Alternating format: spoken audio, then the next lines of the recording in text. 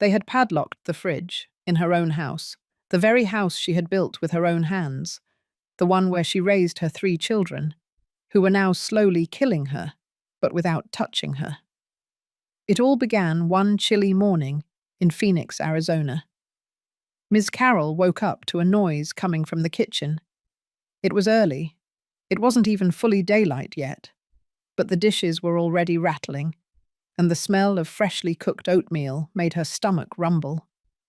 She sat on the edge of the bed, put on the cotton robe that was over 15 years old, and slowly walked toward the kitchen. Her heels ached, but her heart ached more, because her children had been acting strange for days. When she arrived, she stood still. What she saw crushed her soul. The table was full of food: bagels, warm toast, bacon, scrambled eggs, fresh cheese, and coffee. Stephen, the eldest, was already eating in a hurry. Grace was talking on her cell phone with someone, and Tony, the youngest, was reviewing some papers, but no one looked up at her. "You didn't make any for me?"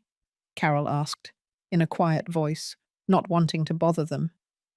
Grace clicked her tongue and answered without looking at her. "Well, we didn't know if you were going to wake up. Sometimes you get up late, and there's never enough," Tony added without lifting his head. Carol swallowed hard. She took a step toward the refrigerator to make herself something, even just one egg. But when she grabbed the handle, something stopped her.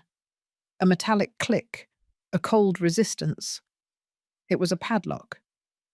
They had put a padlock on the fridge, in her house, in her kitchen, on her refrigerator. "What is this?" she said in a low, almost trembling voice.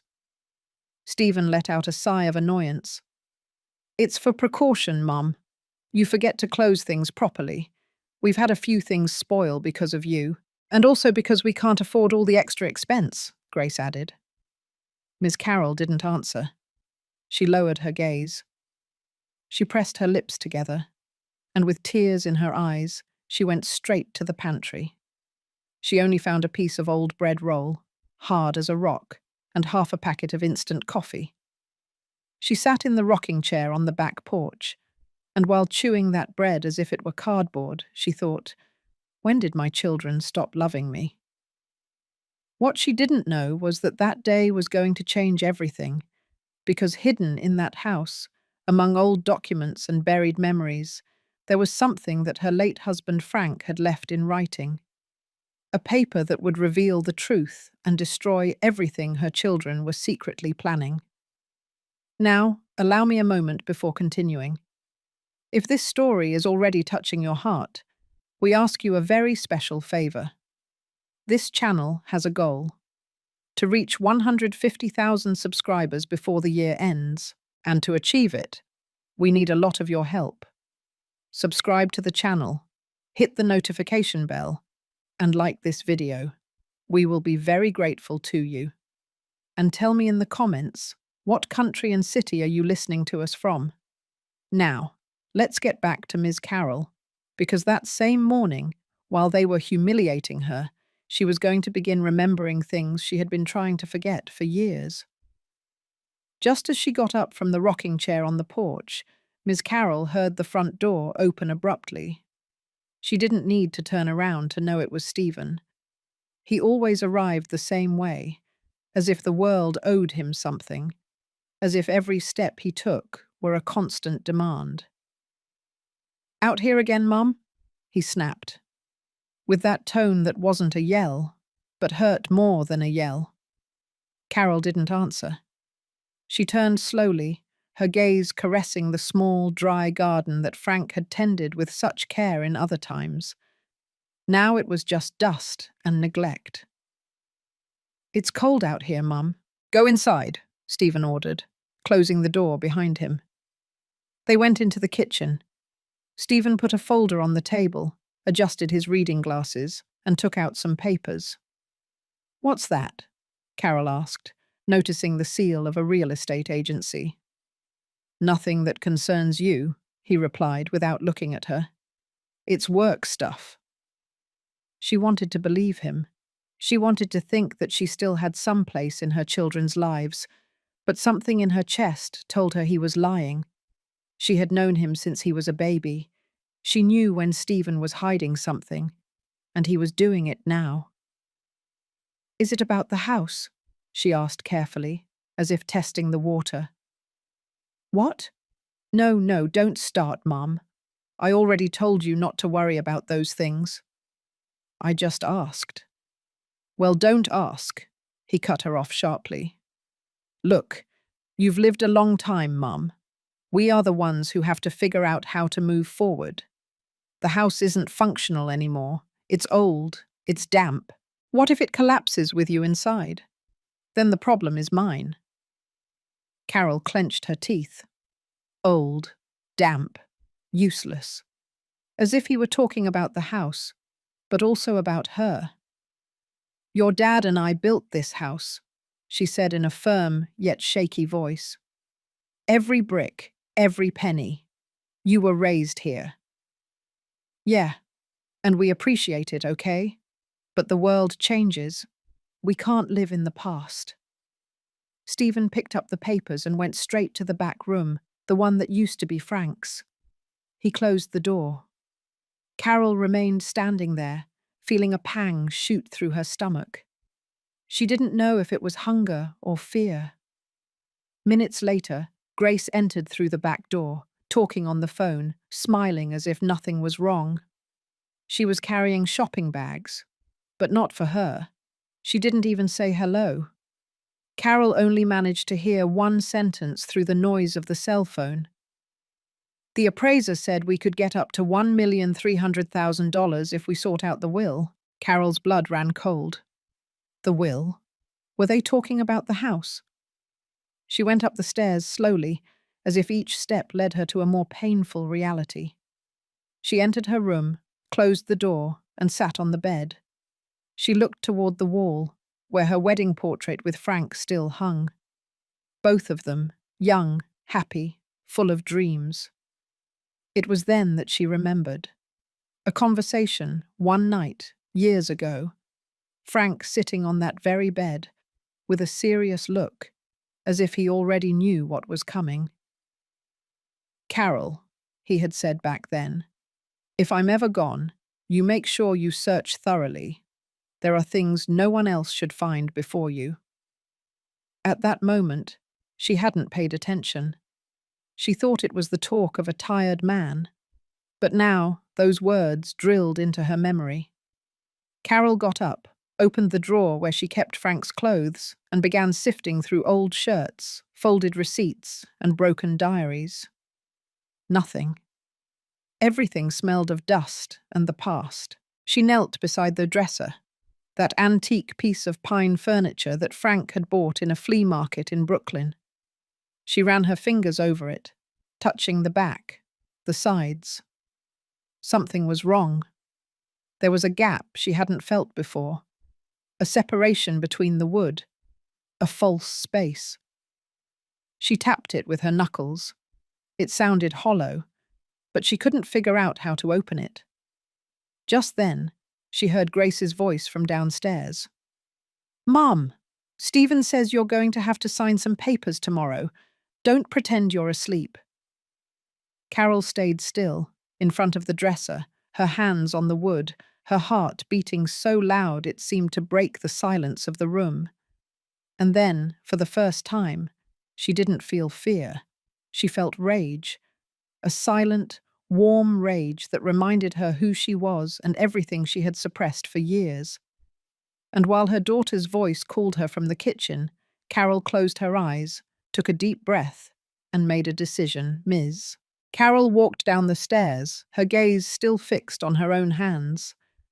She had been locked in her room for over half an hour, touching that piece of furniture, as if she could open it with the power of memory. She didn't say anything. She made no noise. She just walked down with that silent gait people have when they feel something slipping through their fingers, but they don't know what it is yet. When she reached the kitchen, she found Grace taking some containers out of the fridge. She didn't even look at her. It's your turn to sweep the patio today, right? She asked, as if they were roommates, not mother and daughter. Carol nodded. It wasn't the first time they had spoken to her that way, but something inside her was beginning to make noise, a new noise, as if there was no room for more resignation inside. Grace placed a plate of cold rice and half a bruised banana on the table. Here, if you don't like it, there's old bread in the pantry. But don't you go making demands, okay? Carol didn't say anything. She walked slowly to the table, sat down, and began to eat in silence. The rice tasted like nothing. The banana had black spots. She chewed slowly, as if she were afraid that plate would be the last one of the day. While she was eating, she heard the front door open. It was Rose.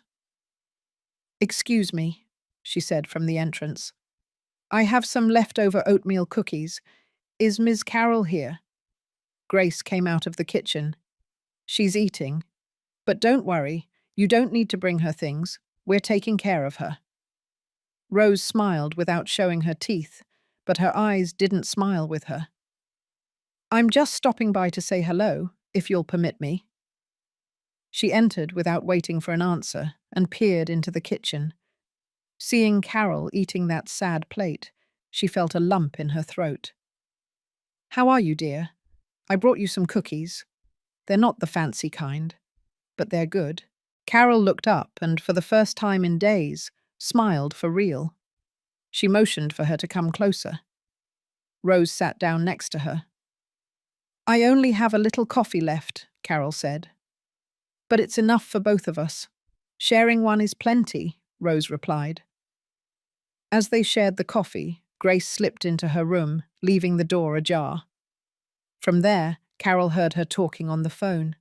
Her tone was soft, but the words were like piercing needles. "Yes, the appraiser already came. He says if we remodel the bathroom and paint the facade, the house could easily go up. My mum doesn't have an opinion. She's old. She'll sign whatever we tell her to. She doesn't notice anything." Rose looked at her. Carol looked at her too. They didn't say a single word, but in that exchange of glances, there was an entire conversation. Rose finished her coffee and, before leaving, squeezed her arm tightly. "Stop by my place later. I want to show you something. It's important." Carol nodded. Then she collected this plate, washed it patiently, wiped the table, and went out to the patio to sweep. Out there, while shaking the dry dirt between the dead flower pots, Carol thought about the phone call, about the furniture, about Frank's sentence that had been echoing in her mind for days. "There are things no one else should find before you." But what things? Suddenly she heard Tony's voice from the entrance. "Mum, Grace says to collect your clothes from the clothesline. Some visitors are coming tomorrow."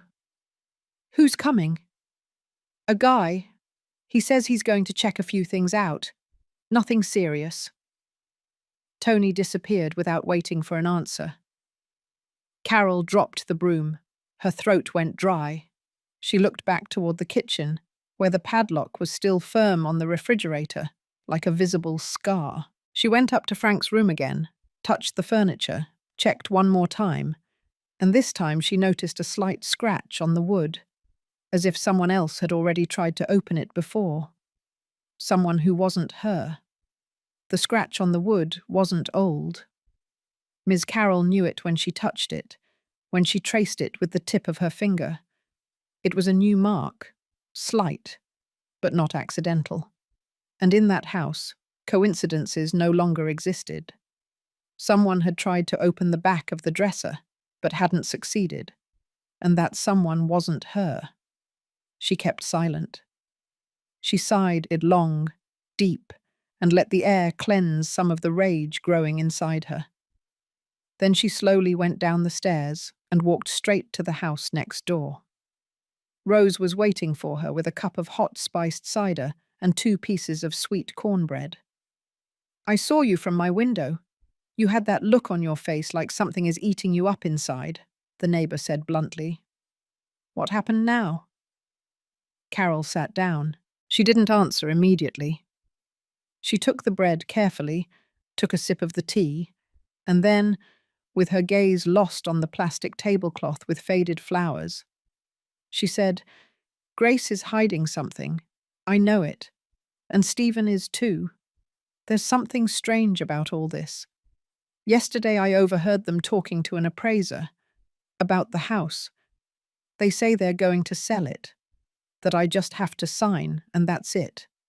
As if I were an old piece of furniture. But Frank, he told me he had hidden something I should find." Rose lowered her voice. She leaned in a little.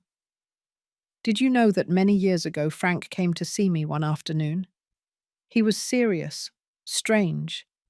He told me he was afraid of what his children might do to you, that he didn't trust Stephen." Carol looked up, surprised. "You never told me that.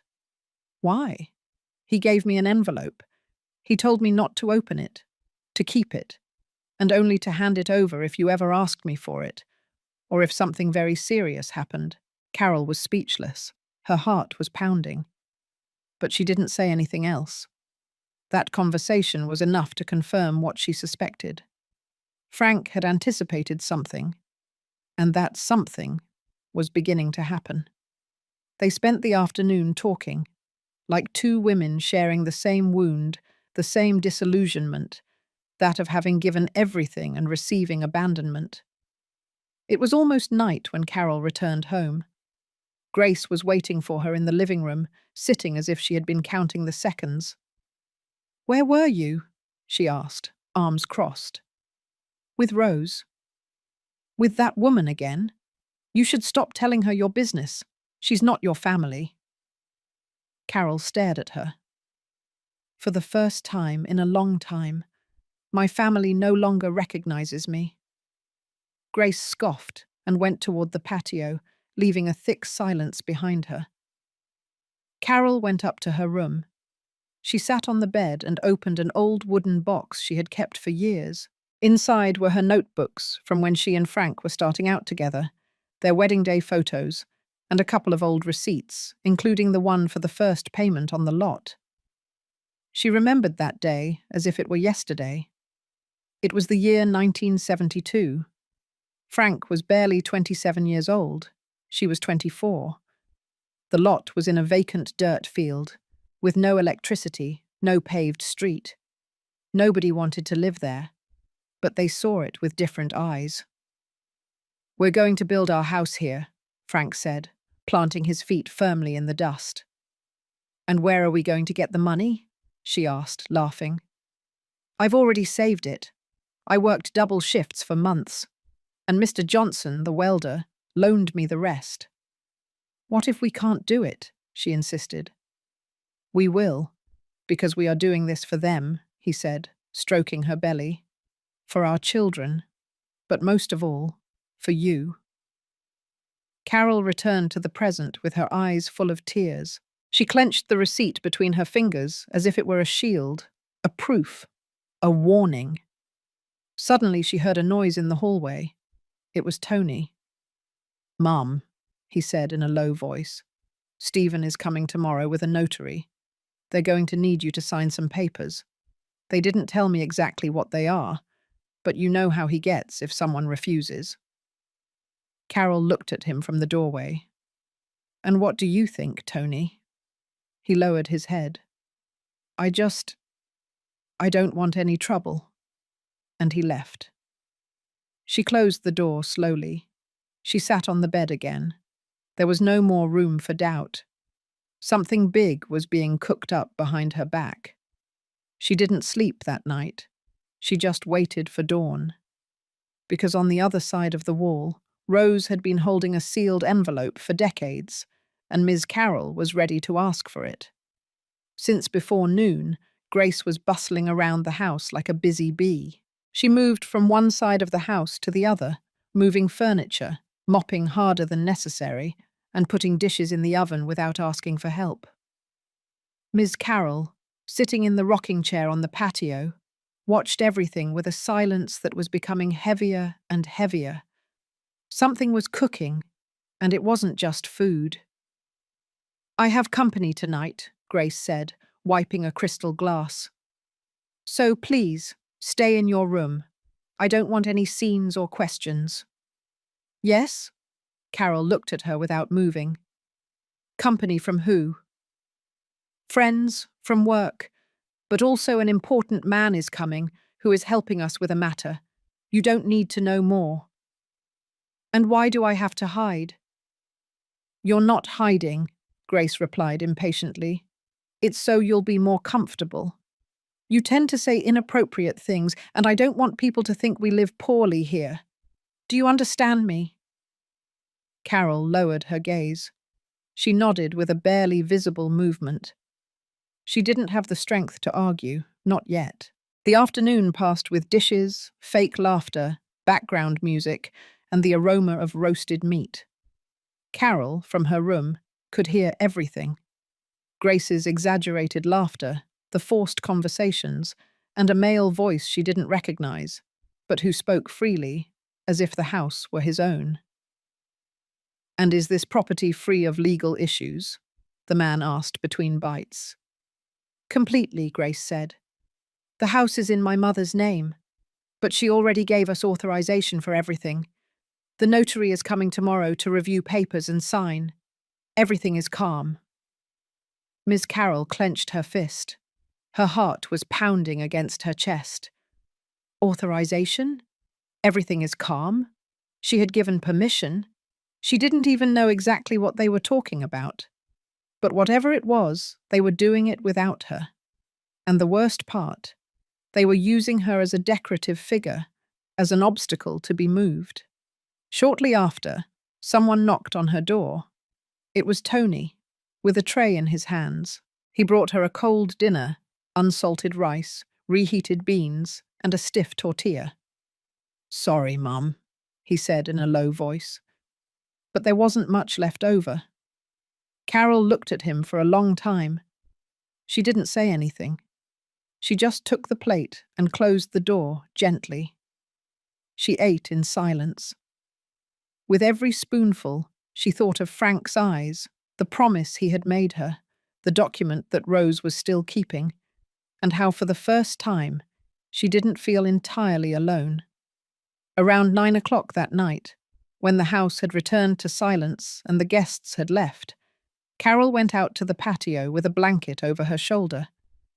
She sat in her usual chair, looking up at the stars, letting the cool air dry the tears she could no longer hold back. It was then that she heard footsteps on the gravel. Rose was crossing the side path that connected the two houses. "I heard they locked you up today," she said, sitting down next to her. "They hid me," Carol corrected. "We're not going to let that happen anymore." They both remained silent for a moment. Then Rose took something out of her shawl, an old, yellowish envelope with Frank's handwriting on the front. "Here is what your husband gave me. He told me that if things ever got ugly, you would know when to open it. And I think that day has come." Carol took it with both hands, looked at it as if it had fire inside, and without hesitating, tucked it under her blouse against her chest. "Thank you, dear friend. Tomorrow when they come with their notaries and their lies, you won't be alone anymore." Ms. Carroll didn't answer. She just nodded, looking up at the sky. But inside, something had already awakened, because her freedom could be written on that envelope. And deep down, someone in that house already suspected it. Ms. Carroll woke up before the sun. She didn't close her eyes all night. The envelope that Rose had given her was now sleeping inside her bra, next to her chest, as if it were a secret too alive to leave alone. She had thought of opening it right there, in the early morning under the yellow light of her lamp, but something in her heart told her to wait. Not out of fear, but out of respect, because Frank wasn't just any man, and that envelope wasn't just any envelope either. She fixed her hair in front of the mirror, smoothing the grey strands with her own hands. She put on the navy blue dress, the one she had worn to the last mass she went to with Frank. She put on a little of the perfume that was left in the bottle she had kept for years, and walked down the stairs with dignity as if descending to the altar. The house was silent. Grace and Tony were still asleep. Stephen hadn't arrived. She walked to the kitchen, took old coffee from the pantry, and put it on the gas stove to boil. She poured only 1 cup. She sat at the usual table in front of the window and finally took out the envelope. She looked at it for a long time. Frank's handwriting was clear, firm, almost solemn. For Carol, only you. She carefully slid her fingers along the edge. She opened it. There was a folded, time-yellowed sheet of paper with the letterhead of a law office in downtown Chicago and the signature of attorney Arthur Smith.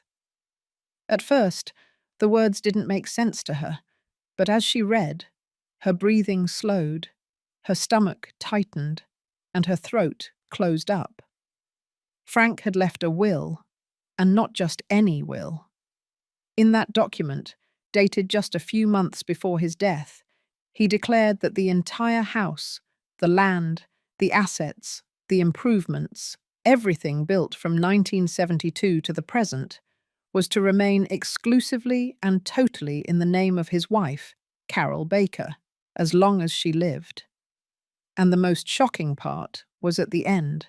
And upon my wife's passing, this estate will be irrevocably transferred to the person she designates as the beneficiary, provided that person has demonstrated true dignity, respect, and care during the last years of her life.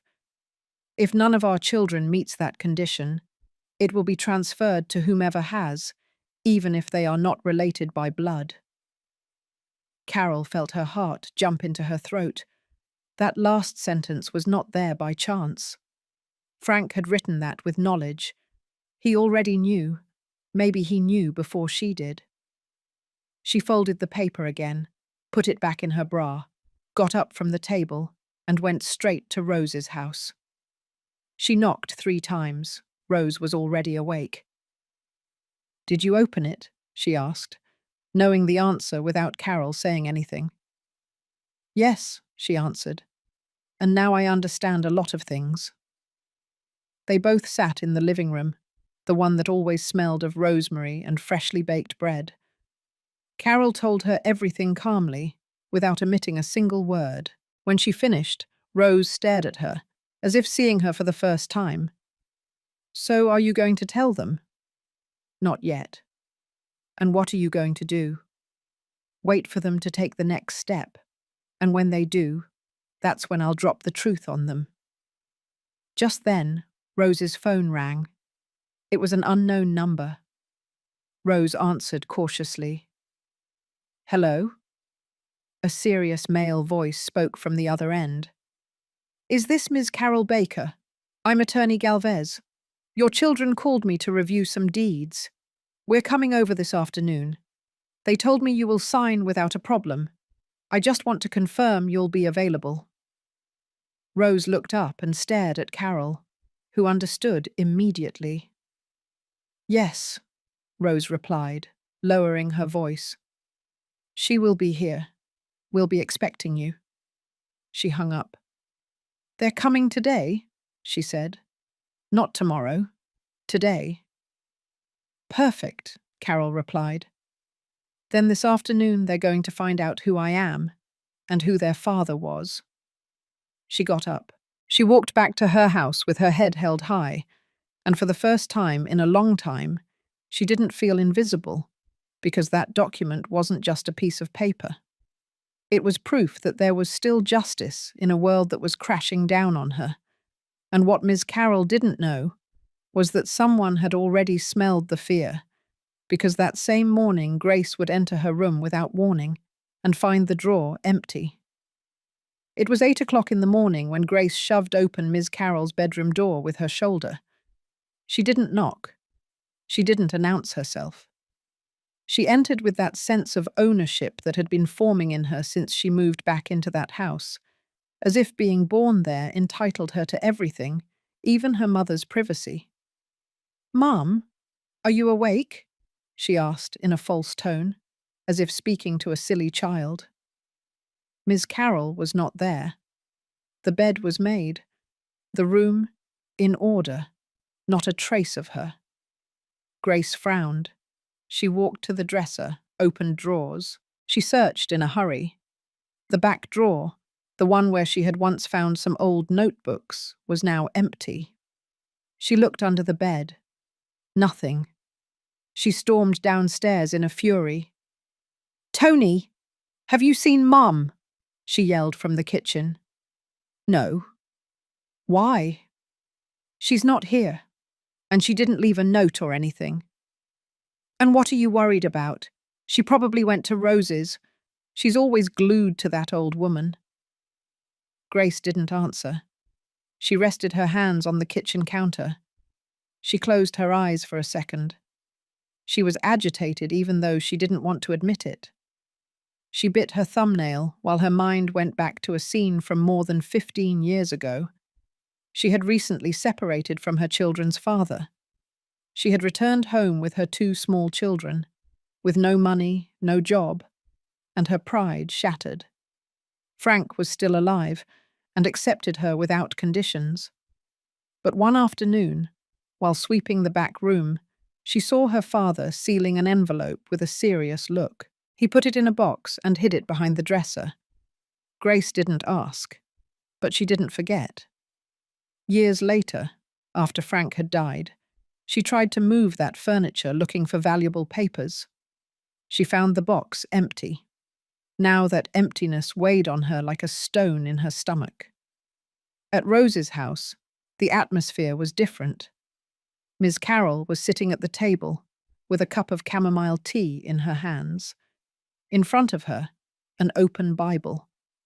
Inside, a folded photograph, which she herself had saved years ago. On the back, written in Frank's shaky but firm handwriting, it said, "When you read this, remember what I hid for you. The correct name is there. Don't trust anyone who hasn't taken care of you." Carol had already read it 3 times. She still didn't fully understand what he was referring to. The correct name of what? Of whom?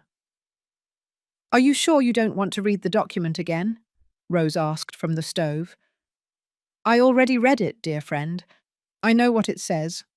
But there's something else. He left something between the lines. He didn't just leave me the house. He left me a decision." "Which one?" "The document says that when I die, the property passes to the person I designate, provided they have demonstrated dignity and respect." Rose looked at her, bewildered. "So?" "Frank knew his children would fail. He wrote it with full intention. But he also knew that someone would take care of me, someone who is not blood, but is family in my life." Rose didn't know what to say. She lowered her gaze.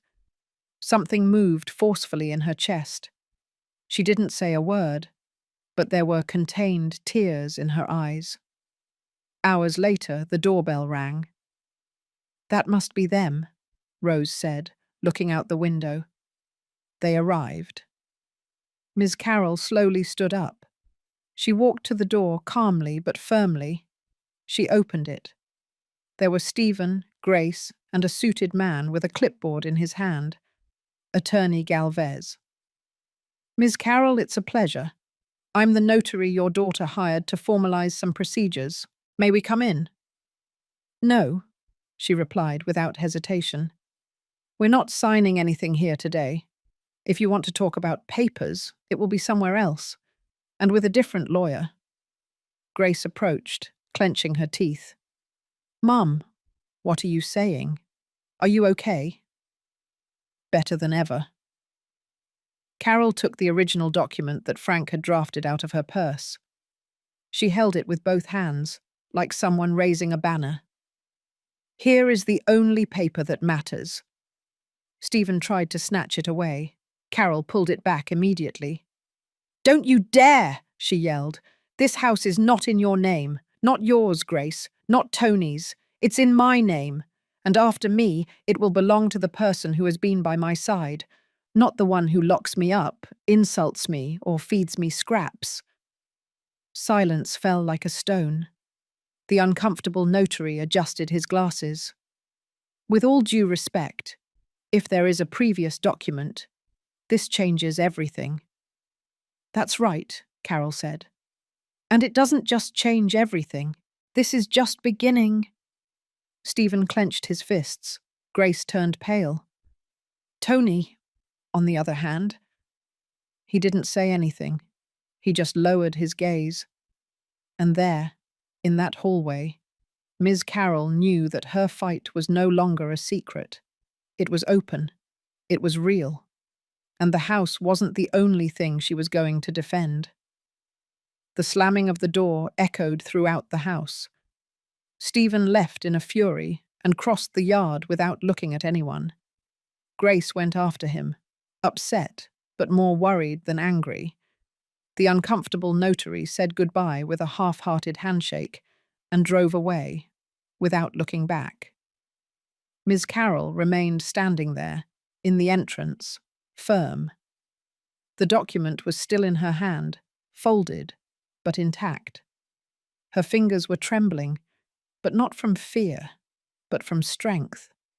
The same strength that hadn't emerged in years, the one that had been buried since Frank died. Rose, who had witnessed everything from the porch, offered her arm. Carol gently refused it. I don't need to be held up today, dear friend. I can stand on my own today. They both smiled, the kind of smile that is born when the soul finally breathes. But the calm didn't last long. Tony entered after the others, walking slowly. He didn't say anything. He just walked past Carol with his head down, as if he didn't know whether he should feel ashamed or relieved. And that doubt was harder than any word. The house fell into a strange silence. The children didn't say a word all afternoon, not a direct complaint nor a shout. But the atmosphere became thick. Every step Carol took down the hallway was observed by eyes that no longer disguised their discomfort. That night, no one offered her dinner. No one asked her if she was hungry. Without asking for anything, she ate what was left of the rice that Rose had sent her days before, heating it patiently in an old pot, sitting alone in the kitchen and chewing in silence. There was no bitterness in her expression, only a bitter peace, that of someone who no longer expects anything from anyone. The next day, Stephen didn't sleep at home. Grace didn't show up either. But Tony did, and it was he who broke the ice. Are you really going to leave this house like this? He asked while drinking water from the dispenser. Without sharing anything?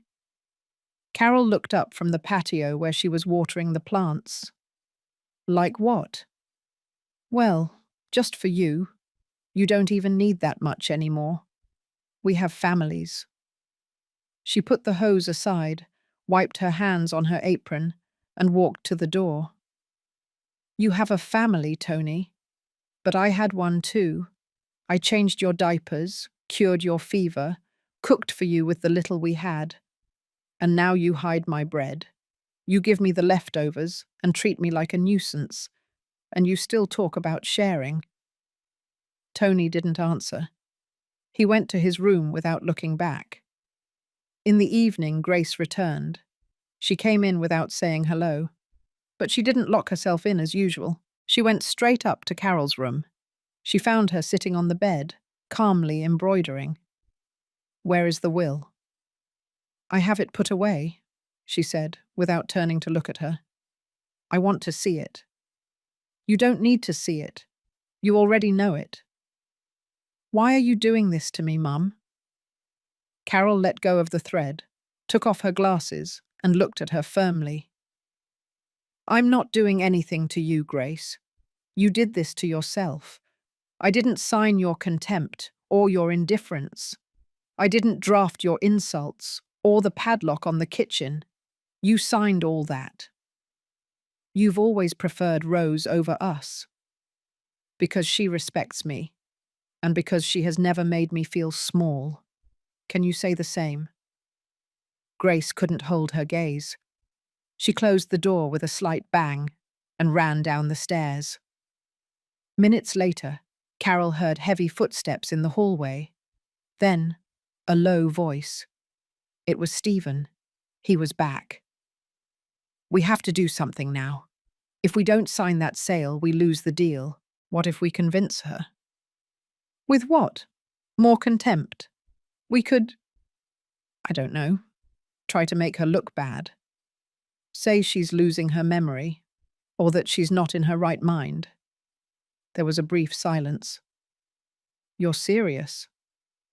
If we don't do something, we're going to lose everything. The words reached Carol from behind the half-open door. I don't need anything more. She didn't sleep that night.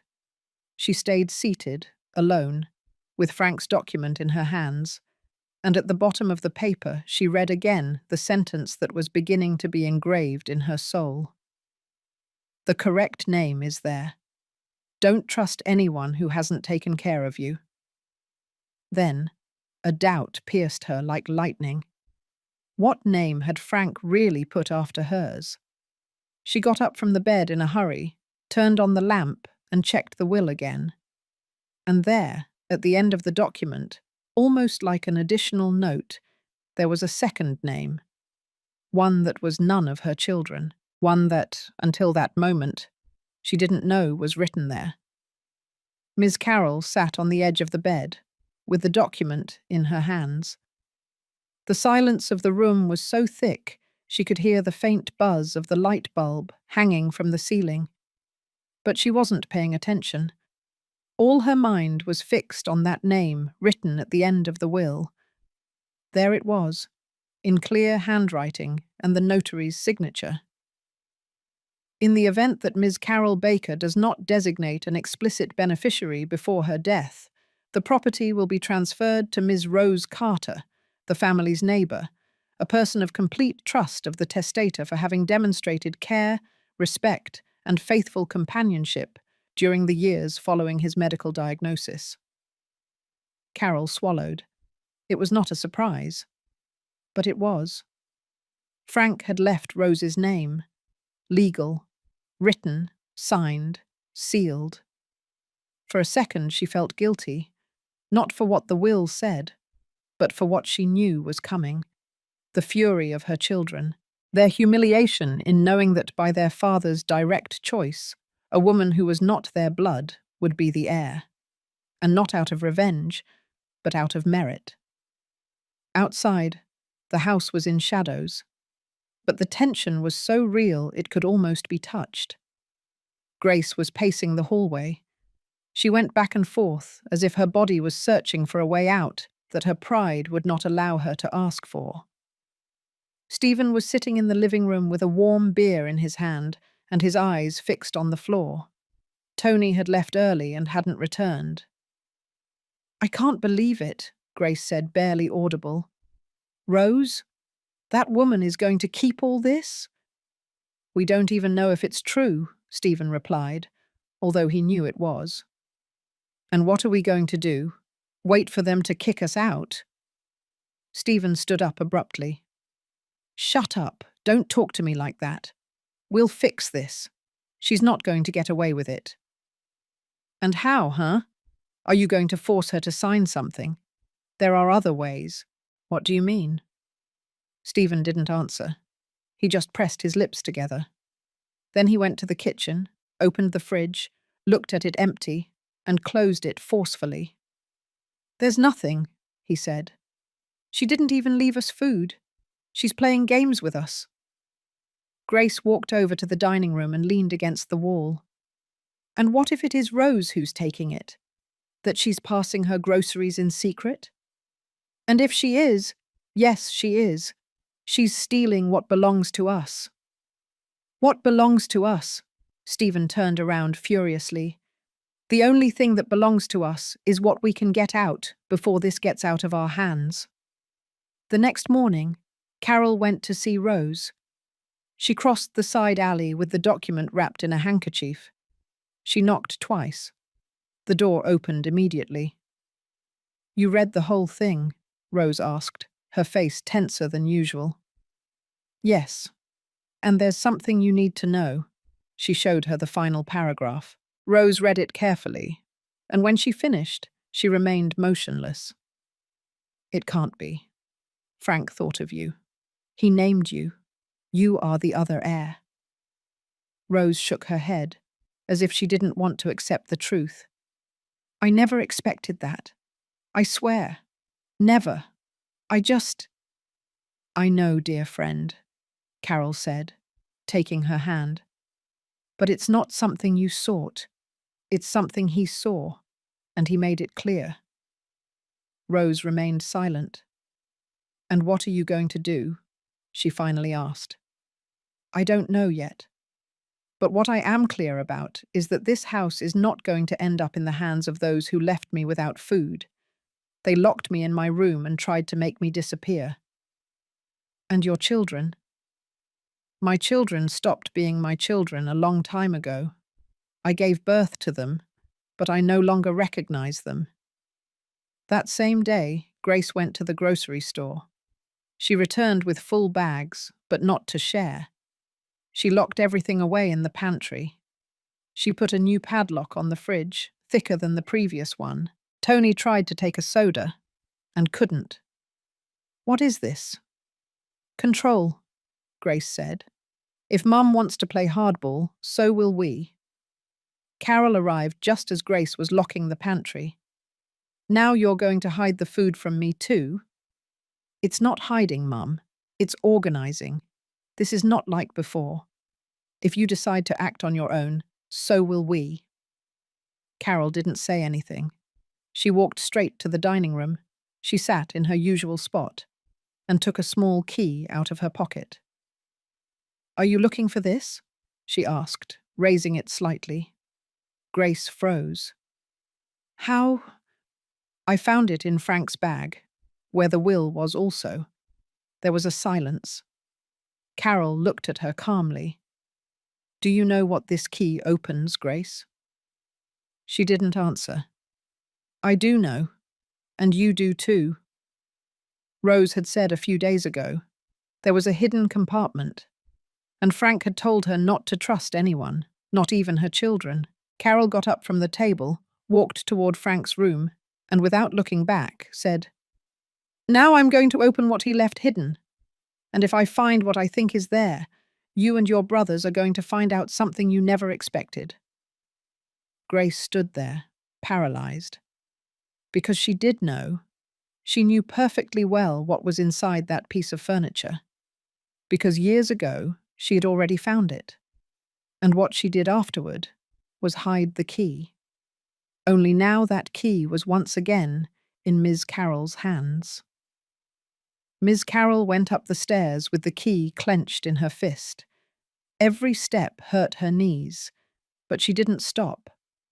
Her heart was pounding, not only because of the revelation of the will, but because she knew that what she was about to do would forever close one stage of her life and open another that would have no return. Grace was following her a few feet behind, with muffled steps. She didn't speak, but her rage was visible, even in her breathing. It wasn't the first time they had clashed, but this time it was different. Carol wasn't walking with fear, she was walking with purpose. She entered Frank's room and turned on the bedside lamp. The warm light illuminated the old pine dresser, the one that had survived 3 moves, 2 floods, and the passage of time. Carol caressed it like greeting an old friend. She knelt in front of the furniture, slid her hand along the bottom, and found the exact edge where Frank had placed the false compartment. She felt it. She tapped it with her knuckles. It sounded hollow. "What are you doing?" Grace said from the doorway. "What I should have done years ago." Carol inserted the key into a small crack between the boards. She turned it. The click was dry, definitive. The back of the dresser loosened. She carefully removed it. Inside was a box wrapped in a white cloth, folded meticulously. Carol took it out and put it on the bed. Grace took a step forward, but her mother raised her hand. "Not you." "Not yet." She unwrapped the cloth. Inside the box were several sealed envelopes, all with different dates. Also, a black notebook with the word "personal" written in permanent marker. And at the bottom, a plastic bag with photographs. Carol opened the notebook first. The first pages were medical notes, doctors' names, appointment dates, then pages filled with Frank's reflections written in his own hand. "Today, Tony asked me for money for a truck. He doesn't need it, but he insists. Carol doesn't know. I don't want to tell her." Grace argued with her mother again. She won't leave her alone. Sometimes I wonder if she realizes the harm she is doing. Carol doesn't know that I changed the will, not because I distrust her, but because of them. If something ever happens to me, I want her to have a way to defend herself. Carol's hands trembled as she read. She turned each page with a lump in her throat. Everything was there. The slow and painful process in which Frank realized, little by little, that his own children were drifting away, not out of necessity, but out of coldness. Then she opened the envelopes. One contained the receipt for the original purchase of the lot, signed in the names of Frank and Carol. Another, a copy of the previous will, in which the children did appear as heirs, crossed out by hand, with a note written by Frank himself. "Annulled by personal will. They are not worthy." Grace approached closer. "What are you going to do with all that?" Carol didn't answer. She took out the photos. They were old, some of the house being built, others of the children's births. But there was one in particular that chilled her blood, an image of Frank in the hospital bed, with a bruise on his arm, and Stephen sitting next to him with his gaze lowered. On the back of the photo, a note. "He didn't want to explain to me how I fell out of the chair. He picked me up off of the floor but left me alone an hour later." Carol swallowed. That photo was taken a few days before he died. And although the official diagnosis said accidental fall, the doubt that Frank had expressed there said everything. She put the things away again, closed the box, and finally looked at Grace. "I know what I have to do." "What are you going to do, Mum?" "I'm going to protect this house, but not just from you, from the shame you left me." Grace followed her as she went downstairs, but when she reached the last step, Carol stopped and looked at her directly. "You knew that box was there, didn't you?" Grace didn't answer. "You saw it, and you closed it again, and you stole the key. That was a long time ago, and you didn't say anything. Why?" Because I was afraid. Stephen said that if we didn't secure the house, we would be left with nothing. And that's why you locked me up. You left me without food. Is that why?" Grace lowered her head, her lips trembling. "We didn't know what else to do." Carol felt a deep emptiness, as if she finally understood something she had been denying for years. It wasn't about necessity. It was about ambition. And ambition had rotted everything. That night she went to Rose's house. She showed her the box, the letters, the notebook, the photos, everything. And Rose, after looking at each piece, said, "Carol, there is enough here to defend yourself with lawyers, a notary, and a judge." "I don't want to defend myself," she replied. "I want the truth to be known." "Are you going to tell it?" "No, someone else is going to tell it. And it's going to be to their face, with everyone present." "When?" "When they dare to do what they are already planning." Rose stared at her. "What do you think they're going to do?" Carol sighed. "They're going to try to kick me out of my own house. And when they do, that's where it all ends." And that prophecy, without her knowing it, was about to be fulfilled. Because that same night, in a closed-door call, Stephen was already negotiating with someone who had no scruples and was willing to do anything. It was Wednesday. The sun hadn't even fully risen when Carol went down to the kitchen. No one was there, neither Stephen, nor Tony, nor Grace. Everything was in its place, but the atmosphere was strange, as if the air weighed more than usual. She opened the pantry and, as expected, it was padlocked. The refrigerator, too. She wasn't surprised. She poured herself a glass of water from the dispenser, sat in her usual chair by the window, and looked out at the patio, as if waiting for Frank to appear at any moment, with his paint-stained apron and a simple smile, asking her if she wanted a bagel with coffee. But there was no bread, no coffee, and no Frank. Just silence. That same silence was broken around 8 o'clock, when Grace came downstairs with her cell phone to her ear, laughing falsely, with that forced tone that Carol knew by heart. "Yes, of course, counsellor," she was saying. "My mum has no problem confirming. Everything is already arranged." Carol slowly turned her face. "Who are you talking to?" Grace covered the phone with her hand. "Business, Mum. Things that don't concern you. Why don't you go out to the patio for a while, okay?" Carol didn't answer. She just got up, took her shawl, and went out to the side path. She sat on a small concrete bench that Frank had built for her when they were still painting the walls together, when there was still no distance between mother and children. She spent over an hour there, in silence, her gaze fixed on the dry plants, until Rose arrived. "I brought you some rice pudding," she said, holding a container with a blue lid. "Well made, just the way Frank liked it." Carol looked at her with a slight smile. "Now I understand why he had you in mind." Rose sat down next to her. "And you? Have you decided yet?" "Not yet, but it won't be long now."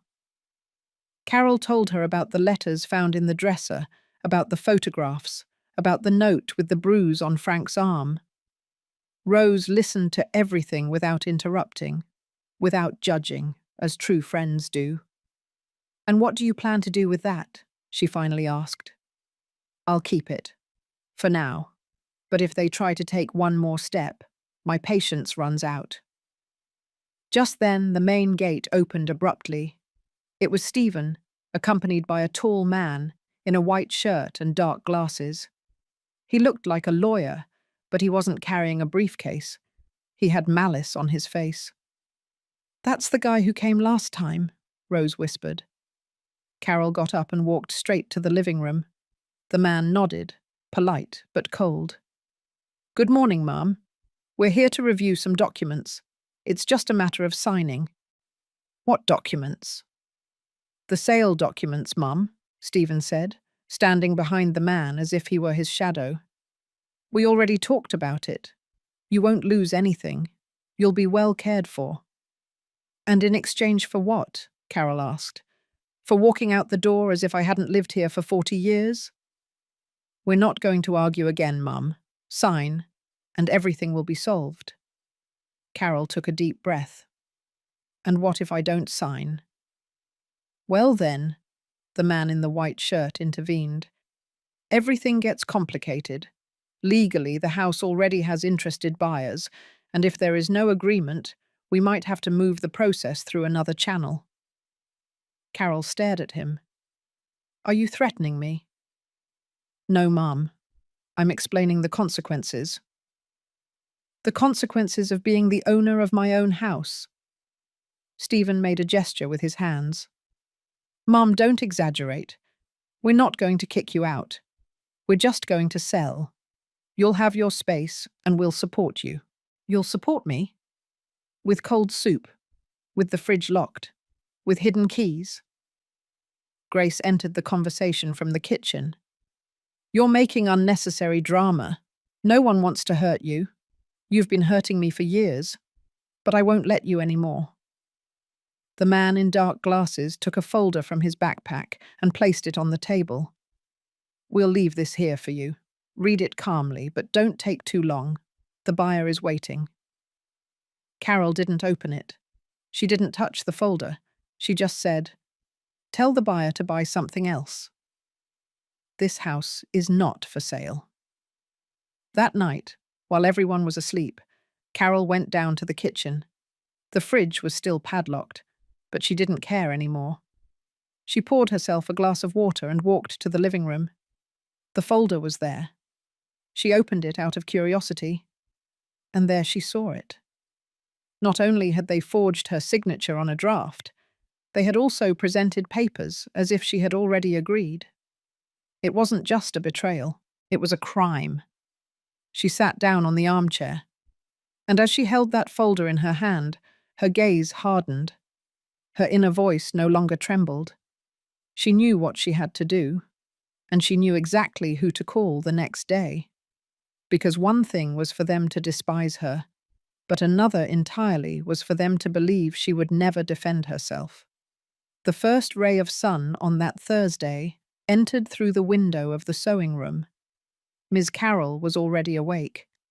She had gotten up with the first crow of the rooster, and not because she had obligations, but because the rage hadn't let her sleep. She had the false sale document on the dining table. Beside it, the original will, Frank's letters, and the photograph with the bruise. Everything in order, everything ready. But one thing was still missing: evidence. Because in that twisted world where appearances are worth more than history, it wasn't enough to remember what had been lived. She had to prove it. With dates, with ink, with objects. And Carol sensed that there was still something hidden in that house that could seal her defense. It was then that she remembered the dress, an old, dusty, rose-colored one that Frank had given her for her 40th birthday. She had worn it little, but she kept it fondly. It was in the dresser, inside a cloth bag. That garment had something special. Frank himself had had a small inscription embroidered on the inside that said, "For when you miss me, or I miss you." Carol went for it with determined hands.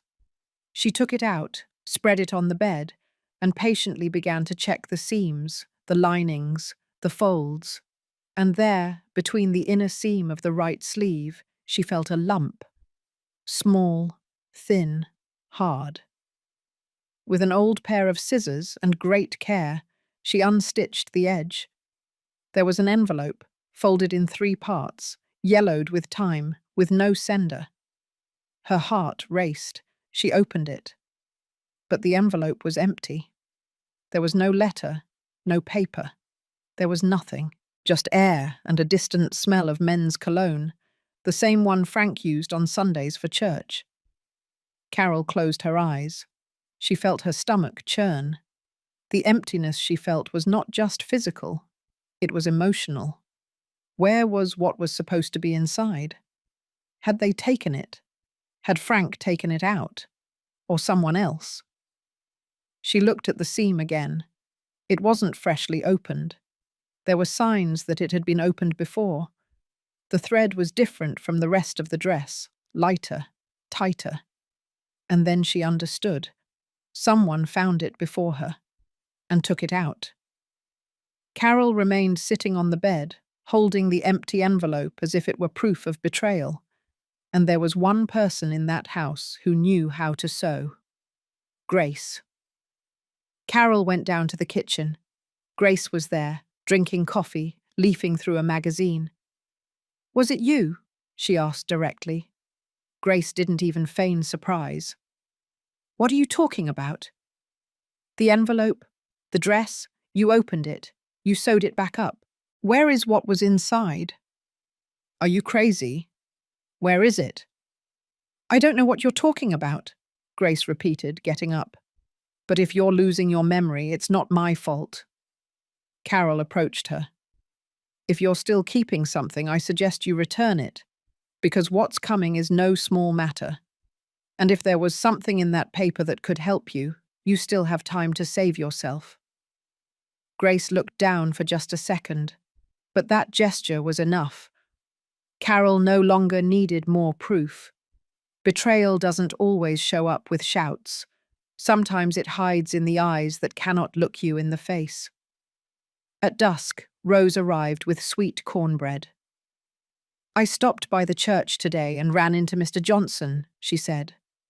"He asked about you. Is he still living near the corner?" "Yes, and he told me something strange, that Frank, shortly before he died, went to his house to leave an envelope. I got the impression it wasn't for him, but for safekeeping." Carol froze. "An envelope?" "Yes. He said Frank asked him not to read it, to only hand it over if you ever asked him for it." Carol didn't say anything. She just stood up. "Let's go get it," she said. "Right now." Minutes later, they were knocking on Mr. Johnson's door. The old man greeted them in his work shirt, his glasses hanging from his neck, and his cane in his hand. "I knew you were going to come," he said. "Come in." He led them to a chest of drawers at the back of the living room. He opened the third drawer. He took out a small wooden box. He opened it. Inside was an envelope, sealed, in perfect condition.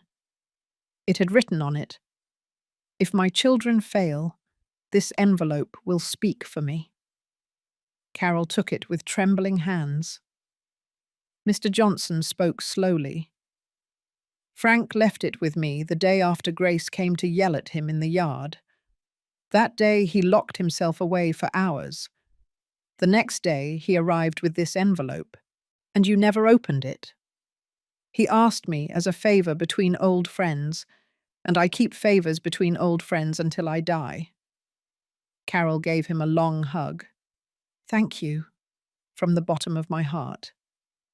"You take care," he replied, "because what's happening in your house isn't just anger, it's greed." That night, Carol returned home and locked herself in her room. She opened the envelope, and upon reading the letter, she finally understood why Frank had hidden everything. Because what was written there wasn't a simple warning. It was a confession, one that changed everything she thought she knew, even about her own marriage.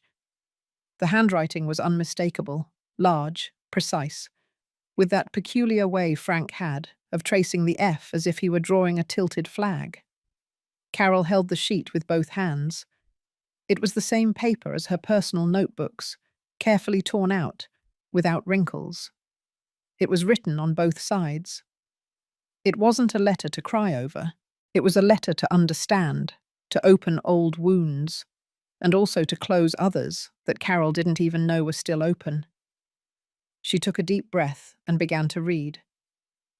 "Carol, if you are reading this, it's because things happened just as I imagined. I don't know when it will be or how, but something tells me that, sooner or later, our children will show their true faces. Forgive me for putting it this way, but I'm no longer afraid to say what I see. I don't want this letter to hurt you. I want it to open your eyes. I trusted for a long time that they would change, that they would grow up with gratitude. But the truth is, we made a mistake. We raised them with love, but also with guilt. And guilt spoils. Do you remember when Grace stole from the safe and swore it was for an emergency? We believed her. You gave her even your mother's necklace. I gave her money, and she never returned anything. And Stephen, he always wanted to be in charge. He never knew how to listen. When we refused to sell the house for the first time, he stopped talking to us for a month. Then he came back, as if nothing had happened. But I already knew. He didn't come back out of affection. He came back for the house. And Tony, he hurts me the most, because he did have a heart. But he preferred to remain silent. And he who remains silent, while others do harm, also hurts. We made a mistake, Carol. We thought blood was thicker than respect. And it's not. Respect is the true inheritance. Carol felt her throat close up. She turned the page and continued reading. I want you to know that if I chose to leave the house in your name and then give the option to Rose, it was because I saw you, because I saw how you were slowly fading away while they divided the remains of your joy. She is not our blood, but she has treated you better than all our children combined. If you ever confront them, don't be afraid. Use this letter. Use everything I hid. I wasn't firm enough in life. But in death, I want to be your walking stick. That's also why I made an additional copy of the will and left it with Mr. Johnson. Because if my children were to destroy the original, you could still have something to defend yourself with. The house is yours. The silence they sowed, don't cultivate it anymore. Raise your voice. Do it for yourself. Do it for me. And if you feel lonely, look up at the sky. I am there. I always was, even if sometimes I didn't know how to show you. Carol didn't cry, not a single tear, but it hurt. It hurt to read words from her husband that she never heard in life, words that she needed, and that only now, on paper, reached her like belated caresses, like a forgiveness that hadn't been spoken, but that she had also been waiting for.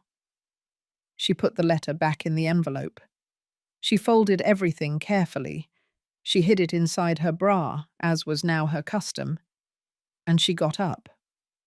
She went straight to the small altar she had in her room.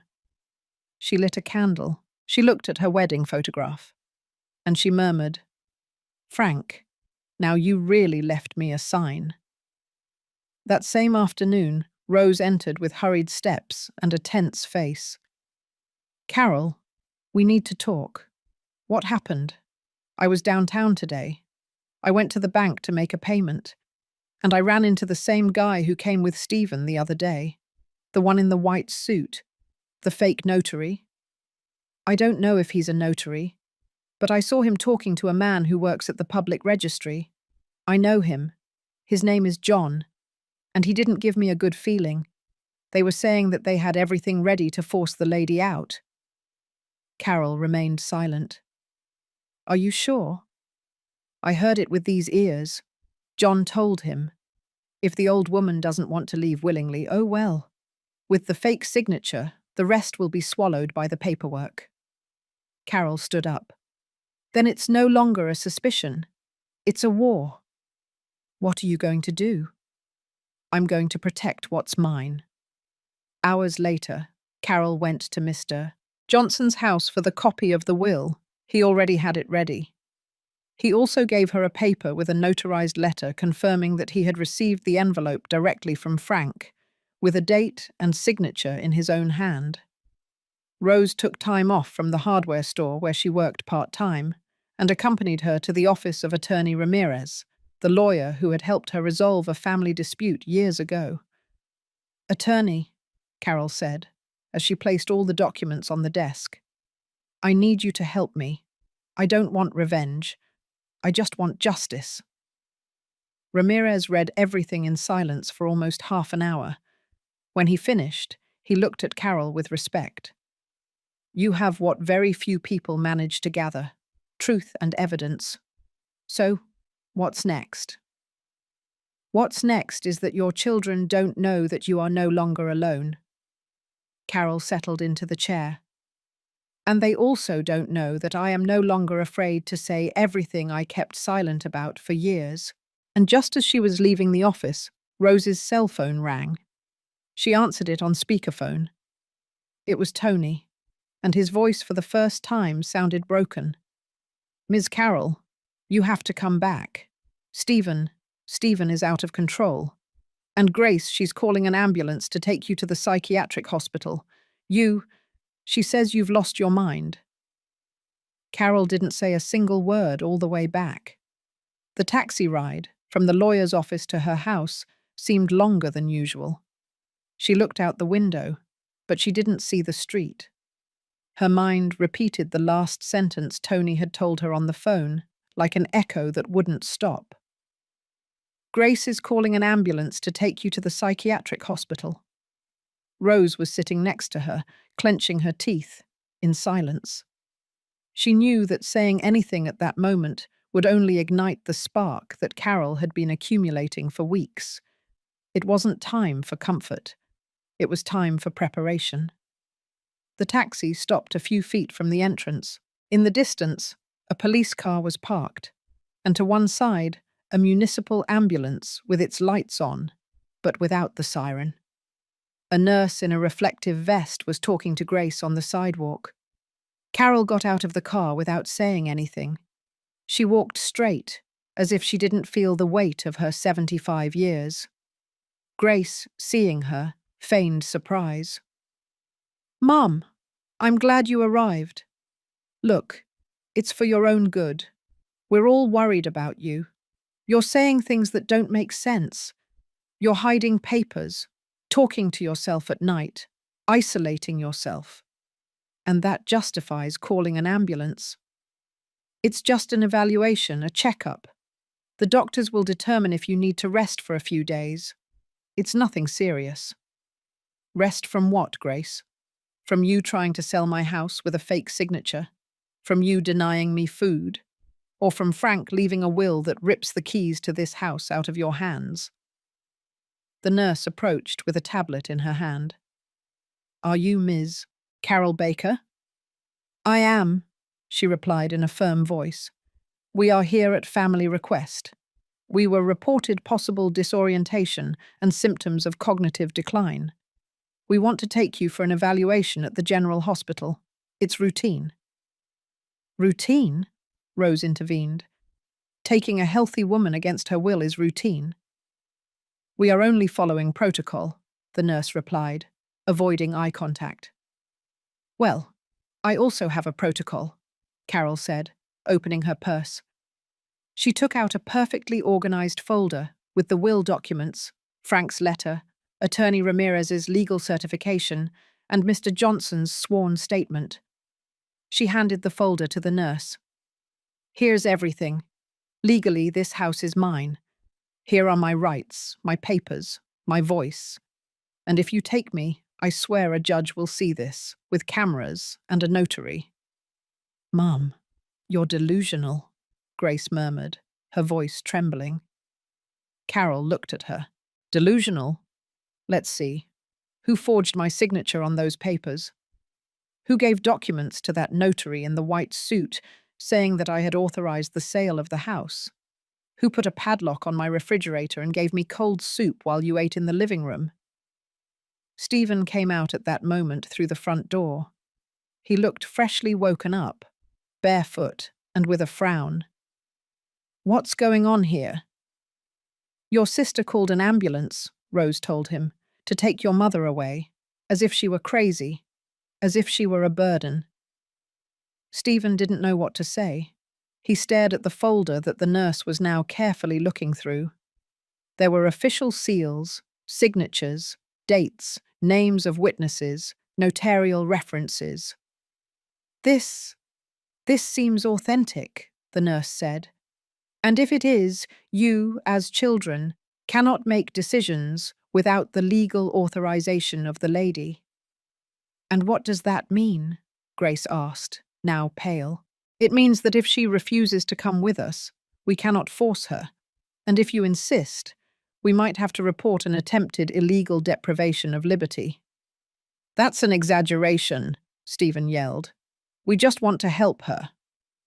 "Then help me by collecting your things," Carol replied, "because you're not sleeping here tonight." There was a silence so tense that the whole street seemed to freeze. The wind stopped moving. Even the neighbor's dog fell silent. The nurse closed the folder carefully and returned it to Carol. "We are leaving. Good evening." The ambulance drove away with its lights off. Grace, trembling with rage, went inside the house without saying anything. Stephen remained on the sidewalk, not knowing where to look. Rose hugged Carol tightly. "You defended yourself like no one else." "My hands didn't tremble today," she said, "and my voice won't tremble tomorrow either." That same night, Ms. Carroll slept with the door closed. but not locked. She was no longer afraid. What she didn't know was that the next morning, Stephen would make a secret visit to the public property registry, and there he would discover something that would take his breath away. Because Frank had also anticipated his next move. It was just past 9 o'clock in the morning when Stephen arrived at the public property registry office in downtown Chicago. He wasn't wearing a suit or a formal shirt as he used to in his office days. That morning he wore a grey sweatshirt with his cap low, trying to go unnoticed. But his intentions were not small. He asked for a turn at the internal inquiries window. He didn't want to leave any traces. He said he was there as a citizen to check the status of a family property, the house where he had grown up, the one that, according to him, already belonged to him de facto, even if his name wasn't on any paper, and that was why he was there. He wanted to know exactly how far his mother's rights extended, and how much he could force his own. While waiting for his turn, he nervously checked his cell phone. There was no news from Grace since the day before. After the failed ambulance attempt, she had locked herself in the guest room with her face swollen with anger. Tony was still missing. And Rose, the nosy neighbour, the one who had always annoyed him, was now stronger than she seemed. "Number 243, a voice called from window number 7. Stephen approached. "Good morning.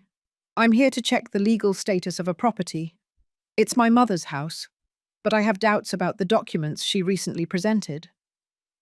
"Are you the owner?" "I'm the son. I've lived there almost all my life. I'm here representing the family." The woman behind the counter didn't look up. She typed in some data. Full name of the title holder: Carol Baker. Exact address. Stephen gave it to her, letter by letter. She kept typing, unhurriedly. 3 minutes passed in silence. He became impatient, moving his foot, looking around. "Here it is," the official said, without emotion. "And what does it show?" "Ms. Carroll is the sole registered owner, with a valid deed since the year 2001, notarized and sealed deed before a public notary." "And any recent updates?" "Yes," the woman replied with a slight pause. "There was a precautionary annotation in the registry 5 years ago, at the request of Mr. Frank Baker, now deceased. It is a legal measure used when the owner anticipates possible future disputes. Very common in inheritance cases." Stephen frowned. "And what does that annotation say?" "That the property cannot be modified or sold under any circumstances without the written approval of the current title holder. And that, in the event of the lady's death, the property will pass to the secondary beneficiary, registered in Testamentary Appendix Number 2, a document that is also sealed and filed here." Stephen swallowed. "And who is that beneficiary?" The woman finally looked up. "I cannot reveal that if you are not the authorized person." "I am the son. Doesn't it show me as a beneficiary?" "What do you mean, no? Who is listed, then?" The woman didn't answer. "Is it Rose Carter?" The official looked down at the monitor again. She didn't say yes, but she didn't say no either. Stephen took a step back. "Can I request a copy of that file?" "Not without a court order, or without being the title holder, or the registered beneficiary." "This is an abuse. It's my family, it's my house." "No, sir," she said firmly. "It's your mother's house." Stephen left furiously. There was no wind, but his hands felt cold. He was sweating. He was breathing heavily. People looked at him as they passed on the sidewalk, but he didn't see anyone. He walked like a madman through the streets of downtown Chicago, aimlessly. He stopped in an alley and called Grace. "What do you want?" she said, still with a muffled voice. "We got ourselves into a bigger problem than I thought. What happened?" "I went to the registry. Frank legally sealed the property. He put a legal padlock on it 5 years ago. Rose is named as the beneficiary if Mum dies, and the house cannot be touched while she is alive. And now? Now we have to speed everything up. Speed up what? Get her to sign, or let whatever has to happen happen. But that house is not going to belong to a nosy old woman, or Mum, or anyone else. That same afternoon, Stephen returned home. He entered without greeting anyone. Carol was in the kitchen heating up some rice that Rose had brought her. The fridge was no longer padlocked. He looked at her sideways. "You went to the registry, didn't you?" She didn't answer. She just stirred the rice with a wooden spoon. "I know everything," he said. "Then there's nothing left to explain." "Are you happy? Dividing the family, throwing everything away?" "You divided the family. I'm just picking up the pieces." Stephen clenched his fists. "You're playing with fire, with—" "No, son.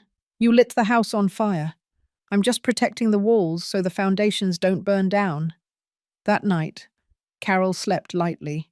She knew the storm was coming, but she also knew that now she had a shield. She had evidence, she had memory, and she had Rose.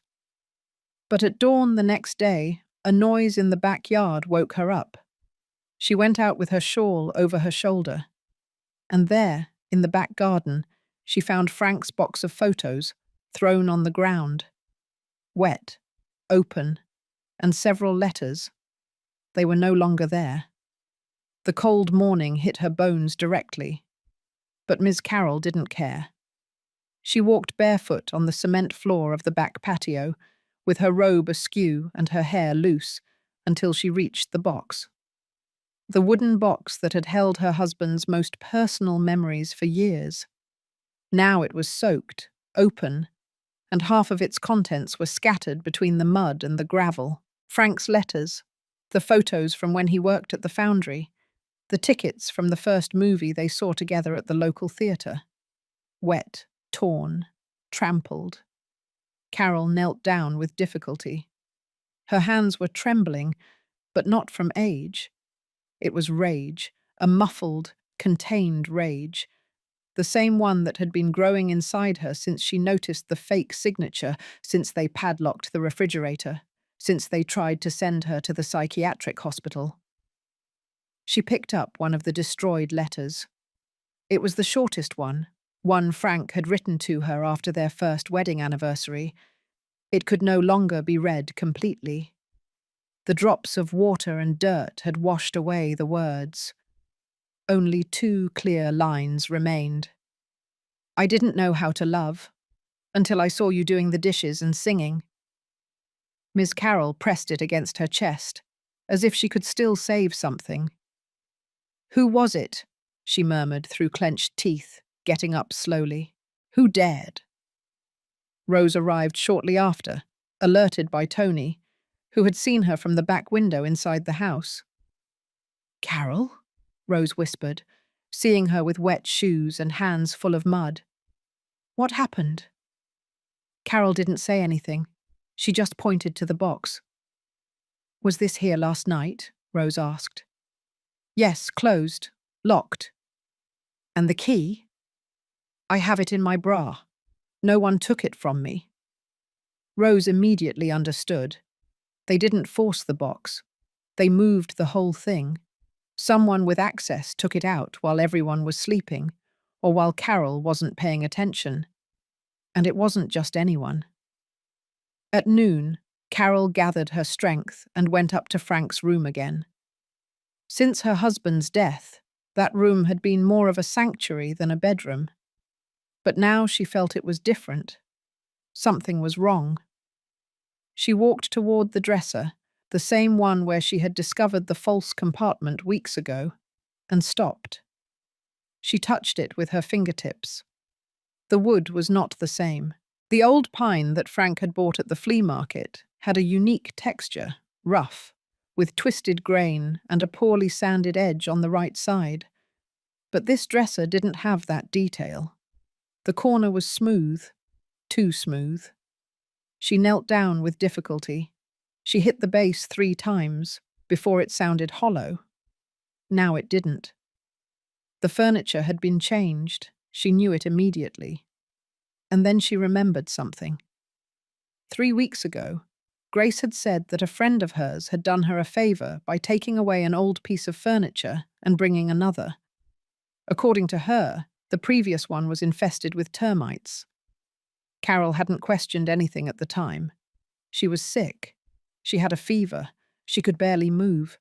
But now everything made sense. The missing letters, the sealed compartment, the flat bottom, the disappearance of the black notebook. "You knew!" she suddenly yelled, not caring who heard her. Grace ran up the stairs. "What's wrong now?" "You changed it. You changed the dresser. You took what was inside." "You're talking nonsense again, Mum." "Don't talk to me like that. I'm not crazy. You had it taken out. You found your father's letters. You wet them. You destroyed them." "And what are you talking about? Some old letters? Worthless papers?" "Worthless? They were his emotional will. They were the only sincere words he left me when he already knew he was going to die."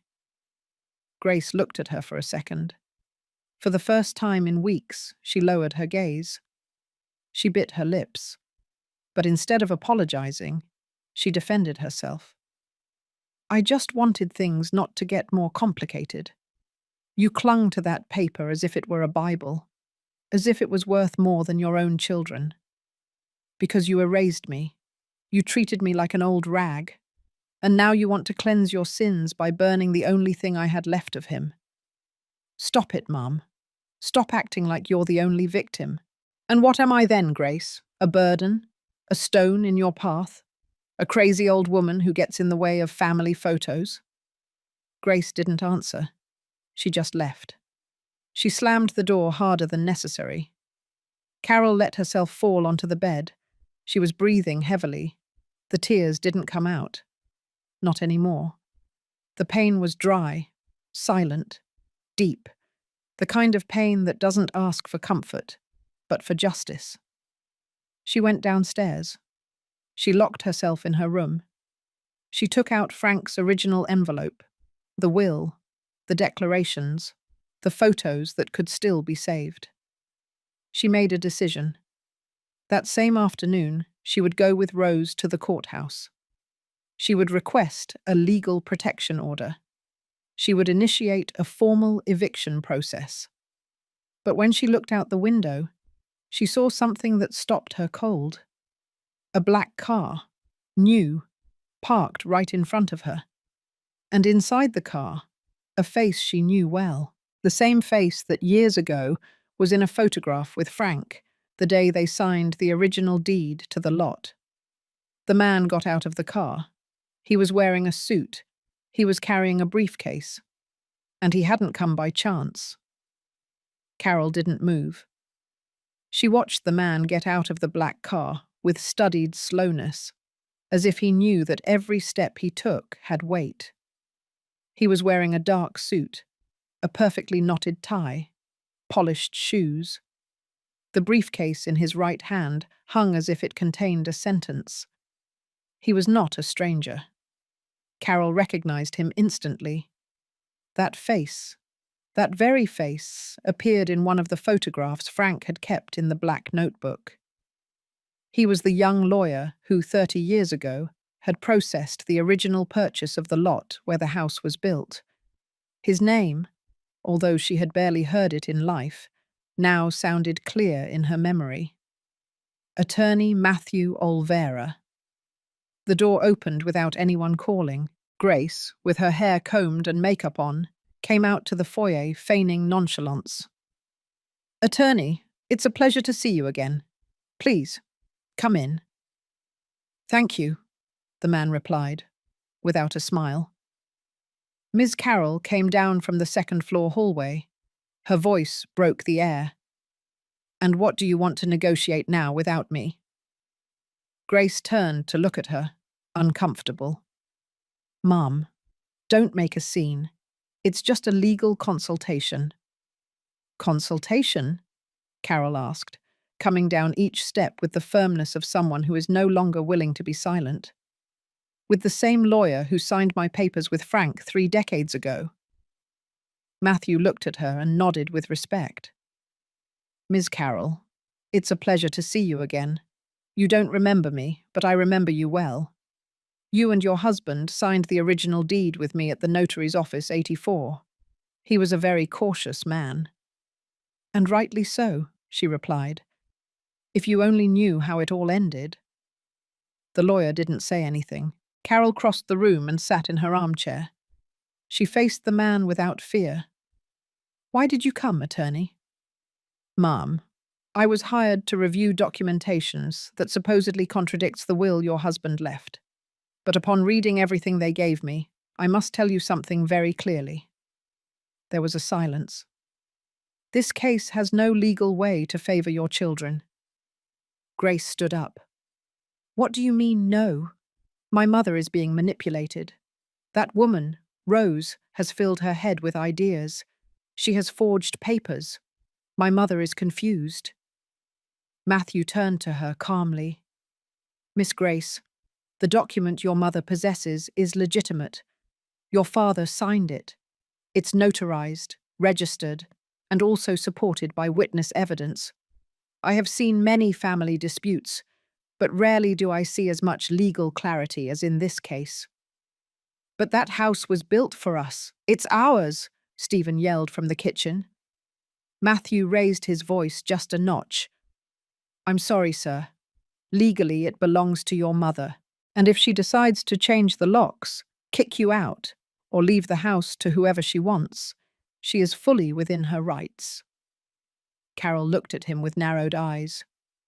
So you are on my side. I am on the side of the law, ma'am, and the law is on your side. Grace went straight to the hallway. A door slamming shut was heard moments later. Stephen remained there, with his arms crossed, his eyes filled with a rage he could no longer contain. Carol stood up. She walked to a shelf and took down a framed photo of Frank, young, with his arms crossed in front of the house, when it was barely a concrete shell. She showed it to Matthew. Do you know what hurts the most? That he saw it coming, that he anticipated it, that he wrote down everything that is happening today in his own hand, but I couldn't read it while he was alive. Matthew lowered his gaze. Your husband left me a letter before he died. He asked me only to deliver it if this house ever became a source of dispute. Carol stopped. A letter? Yes, I brought it with me. He took the envelope out of his briefcase. I know I should have given it to you sooner, but I hoped I would never have to. He handed her the envelope. She took it with hands that now truly trembled. She opened it. It was a short letter, written in a firm hand. If this paper is in Matthew's hands, it's because what I feared most came true. Carol, don't cry for them anymore.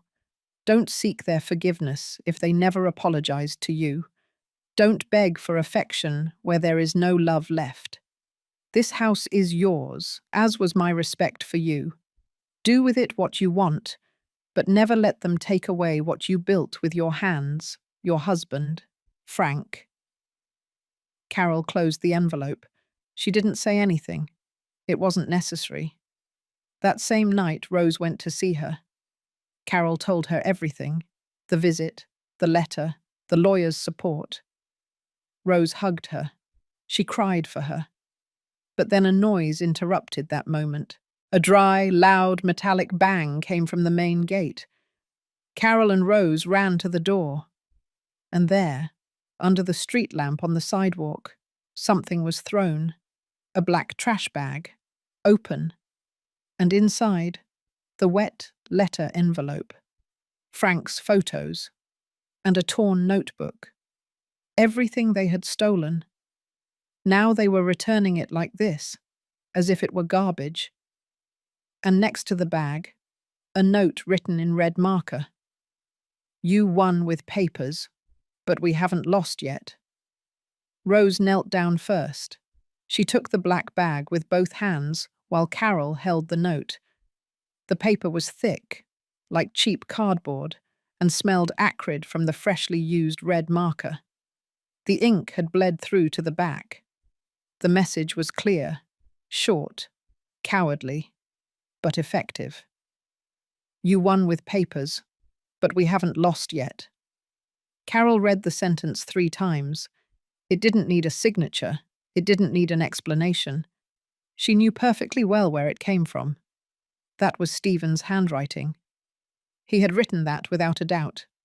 Not with his hand, perhaps, but with the twisted heart he had left. And Grace surely celebrated it in silence from her room.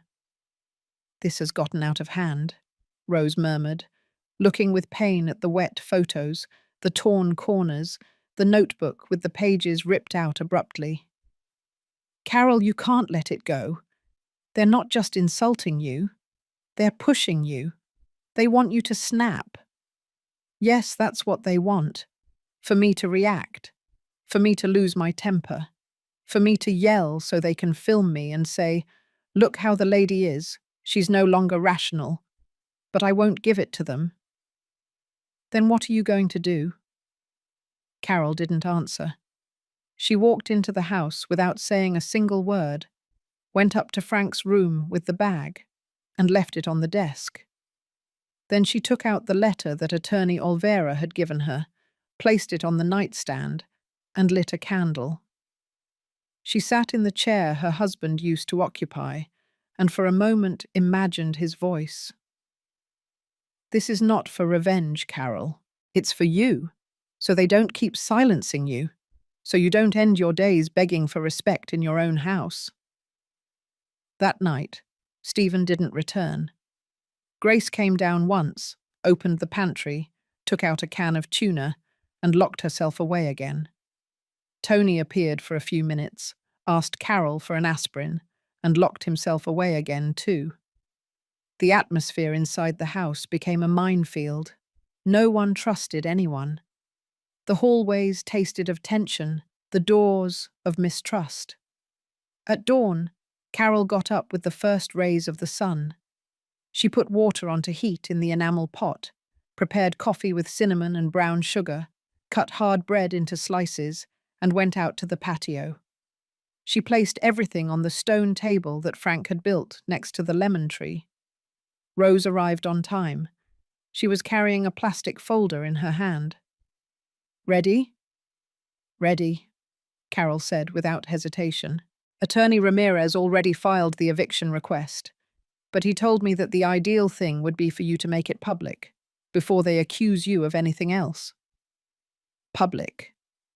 "Yes, for you yourself to inform your children, with witnesses, with a lawyer present. Not for them to find out from a paper glued to the door.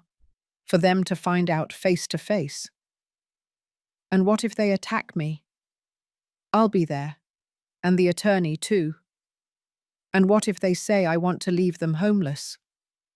"You're not leaving them. They left on their own." Carol took a deep breath. "Then let's do it." That same afternoon, after lunch, Attorney Ramirez arrived at the house accompanied by an assistant. He carried a briefcase with the documents already signed by the court. The eviction was in process, and it was a matter of days. "But first," he said, "I want you, ma'am, to read this out loud to them. It must be clear that your decision is not a sudden one. It's for years of abandonment, abuse, and contempt." Carol took the sheet. It was a brief text, written with the heart but with legal advice. A letter of dignity, not of hatred. Grace and Stephen were called to the living room. Tony came down on his own. He sat in a corner without speaking. Rose was there, silent, but recording everything on her cell phone with Carol's permission. Carol stood up. Her voice was firm, her back straight. "I, Carol Baker, declare that this house is not for sale, is not in dispute, and belongs only to me, and that you, my children, no longer have any right over it, not by law, not by blood, but by your actions." Grace crossed her arms. Stephen gave the lawyer a sharp look. "This is a trap," he said. No, this is a consequence, Carol corrected, and she continued reading. For years I tolerated contempt, mockery, insults, hunger, padlocks, confinement, lies, forgery, shouting, table banging, door slamming, all in silence. But today, with these documents, with the law on my side, and with a clean conscience, I tell you it's over. You have no right to this, Grace yelled, standing up. Frank would never do this. Frank wrote every word that stripped you of the right to call yourselves heirs, and you know it. Rose manipulated you, she insisted. You are no longer thinking clearly. Carol took a step closer. I am thinking so clearly that I finally realized that what you wanted from me was not love. It was the will. No one responded. You have 1 week to leave. If you don't, the judge will order it. But if you leave before then, without fighting any more, I will not expose you. I will not humiliate you. I will not show the videos, or the papers, or the letters. I will keep my dignity for myself, and I leave you a final opportunity to save yours. She turned around, went up the stairs, and before closing her bedroom door, she turned around just once. You didn't fail me because you were poor. You failed me because you were wicked. That night the house didn't sleep. Grace packed her suitcases secretly. Stephen made 2 calls, one to a private number, the other to someone who answered with a trembling voice. And Tony remained sitting on the patio, alone, with his head in his hands, because although everyone knew the end was approaching, none of them imagined what was going to happen before it arrived. Tony didn't sleep that night, not because of noise, nor because of guilt. He didn't sleep because, for the first time, he understood that the silence he had chosen for years no longer protected him. It condemned him. He stayed on the patio until the sun came up, his gaze fixed on the loose tiles and his feet cold. At times he closed his eyes and saw his mother's face the day before, reading them that letter as if she were reading them their expulsion decree from heaven. He didn't shout, he didn't fight, he didn't insult, but he didn't defend either. And that was his true mistake. Inside the house, Grace had spent the early morning packing the few things she had left: shoes, creams, documents that wouldn't do her any good. She did it with stiff movements, like someone not packing things, but rage. Stephen was not there. He had left in the early morning without saying where. He called a private number from the street and didn't return. Carol, from her room, heard him leave. She didn't stop him. Rose arrived early, as she did every morning. You look better this morning, she told Carol, serving her peppermint tea. I slept like I haven't slept in years, without fear of them knocking on the door with threats or checking my drawers while I'm at church. Do you think they will leave peacefully? I don't know, but if they don't, I'm already prepared for what's coming. Rose placed an envelope on the table. Here is the complaint that the lawyer drafted for the destruction of your personal documents. If you decide to sign it, it will be delivered tomorrow. But it's your decision. Carol looked at the envelope. She didn't touch it. I want to wait, 1 more day, to see if they have any shame left. At 11 o'clock in the morning, Grace came down with 2 suitcases. Her makeup was intact, as if she were going to a party. But her eyes didn't lie. Tony approached her. Where are you going? What do you care? And Stephen? And you? Are you going to stay here as if nothing happened? It's not nothing, Grace. She's our mother. No, our mother left years ago. All that's left here is a spiteful woman and a nosy neighbour who brainwashed her. Tony didn't answer. Do what you want, she said, leaving without looking back. Rose watched from the window. 1 less, she murmured. But Carol didn't celebrate. She just sighed. At 3 o'clock in the afternoon, the front gate slammed again. this time with violence. 3 hard, dry knocks with a closed fist. Carol stood up. She opened it without fear. It was Stephen. He was wearing a wrinkled shirt, no tie, and his eyes were blazing. "I want to talk to you," he said. "Come in," Carol replied. He entered without greeting anyone, without looking at Rose. He went straight to the dining room. Carol sat across from him.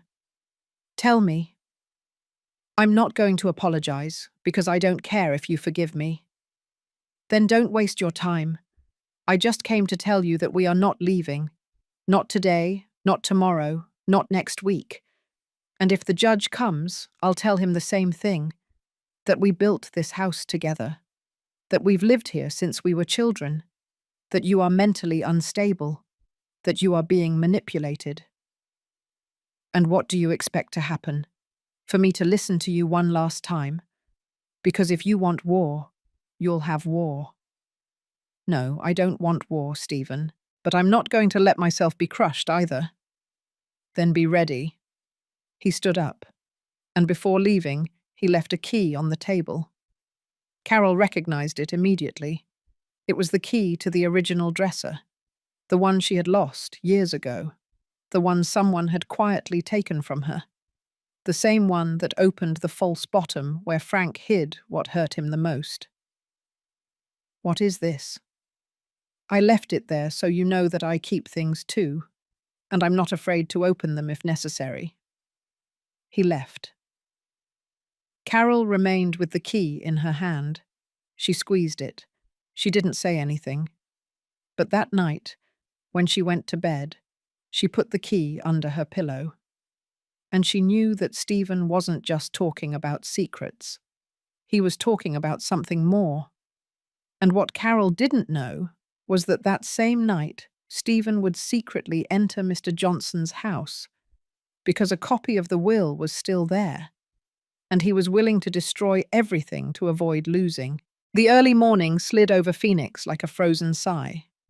The neighborhood was quiet, asleep, as if the city had stopped for a few hours. But in Mr. Johnson's house, a different silence lingered, one that didn't have peace, but threat. At 3:16 in the morning, someone forced the padlock on the back gate. There was no need to break it. He had the key. He had lived in that house years ago, when he was still a child, and Mr. Johnson would lend him the hose to wash his bicycle. He knew every corner. Stephen entered with a flashlight in hand and leather gloves. The yellow light barely illuminated the worn walls of the hallway. He walked slowly without making a sound until he reached the door of Mr. Johnson's workshop.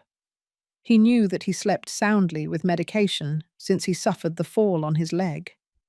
Frank had told him in his last days. "Mr. Johnson sleeps like a rock when he takes his drops," he had said, and Stephen remembered everything. He forced the lock on the large piece of furniture where, according to what Carol had said out loud days earlier, a copy of the will was located. He searched, rummaged, opened boxes, kicked cans, tore up envelopes. And there, in an old folded folder, with faded letters, he found what he feared most, but also what he needed, a legalized copy of the original will. A sheet with seals, signatures, and a declaration signed by Mr. Johnson himself, confirming that Frank had personally given him the document for safekeeping. Stephen stared at that paper as if it were dynamite. He read it from top to bottom, and what he saw finished breaking him. There, in large, clearly legible letters, it specified that the property would, upon Carol's death, be in the name of a person who had demonstrated constant companionship and care. And next to that paragraph, an underlined name, Rose Carter. His blood ran cold. He knew that Carol had already said it. He knew it was probable. But reading it, seeing it in writing, was something else. He didn't think twice. He walked over to the patio stove. He took a lighter out of his pocket and lit the flame. He put the papers between the rusty grates and let the fire turn them into ash, one by one.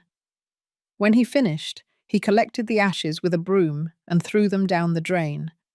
And before leaving, he arranged everything as it was. Not a sound, not a witness. At 7 in the morning, Mr. Johnson woke up with difficulty. His hip hurt. He dragged himself with his cane to the workshop. Something wasn't right. The books were misplaced. Envelopes were missing. He opened the wooden box where he kept Frank's will. Empty. No, he murmured. He looked everywhere. He rummaged through drawers, but it was no longer there. He went out into the street as best he could. He knocked on Carol's door. Rose opened it. Carol, something happened. Carol approached, worried. What? The will. The copy. The one Frank gave me. Someone took it. How do you mean, took it? It's not there. And I didn't open that door. No one has a key but you. And Stephen. Rose leaned forward. Are you sure? Absolutely sure. It was there last night. This morning it's not. Carol didn't say anything. She just looked out at the street. And she knew. Mid-morning, Stephen entered the house with a coffee in his hand, as if nothing had happened. Good morning, Mum. Carol looked at him from the dining room. Did you sleep well? Like a king. And what did you dream about? That everything was going back to the way it was. Before what? Before you let a stranger turn you against your children. Carol watched him for a few seconds. Then she calmly got up and put the original will folder in front of him, the one that was still in her possession, the one signed by the notary and sealed. Are you sure everything is still the same? More than ever, he replied without blinking. And what would you do if I told you that the law is no longer on your side? I would tell the law that it better not interfere where it's not wanted. That afternoon, Carol and Rose went to see Attorney Ramirez. They told him about the disappearance of the document at Mr. Johnson's house. He listened to everything in silence. Then he opened a folder. Don't worry, the copy I have in this office is valid, and the original, the real one, is already in the custody of the court. Carol sighed. Thank you. Ramirez closed the folder and looked at them seriously. But I warn you, what happened last night is serious. Stephen crossed a line. We know, Rose said. Only now he won't get away clean. Then we have to act, because they won't stop fighting, and I'm afraid what follows will be their last move. What do you mean? Carol asked. The lawyer paused. Rumors travel fast. I was informed an hour ago that someone is trying to register a falsified power of attorney in your name at another notary's office. What? Yes. If they manage to present it as valid, they can make it look like you authorized the sale of the house. Carol put her hand to her chest. Another forgery? Yes. And this time they are going all out. Carol took a deep breath. She closed her eyes. Then there is no other option. What? We are going to confront them once and for all, but this time in front of the judge, because dignity is not begged for, it is defended. And she was ready, even though her children still didn't know that this story was no longer being written by them. The court date was set for Friday, at 9 o'clock sharp in the morning, courtroom number 4 of the family court in downtown Chicago. Rose arrived early. She was dressed simply but with firmness. A white blouse, carefully ironed, and a dark blue skirt that she only wore for important occasions. In her purse, she carried copies of everything. The will, Johnson's declarations, evidence of the forced eviction attempt, photos of the vandalized gate, the threat note. Everything. Ms. Carroll, on the other hand, didn't arrive in elegant clothes. She arrived with her dignity. She wore the same navy blue dress that Frank bought her for her first grandson's baptism, the same one she later kept in the back of the dresser where he hid his papers. She braided her hair and put on her black patent leather shoes, the ones she wore when she went to church on Sundays. Not to impress, but to honor her history. Attorney Ramirez was already waiting for them in the hallway. His face was serious, as always, but that morning there was something different in his gaze. Perhaps because he knew that they were not just facing a case, but closing a story marked by abandonment, manipulation, and silent pain. On the other side of the hallway, Stephen arrived 10 minutes late. He carried his jacket slung over his shoulder, an unironed shirt, and glassy eyes from pretending to be composed. Behind him, Grace, with dark glasses, loose hair, and a notebook in her hand that she hadn't let go of since she got out of the taxi. She avoided looking at her mother. Tony didn't arrive. The courtroom was smaller than Carol imagined.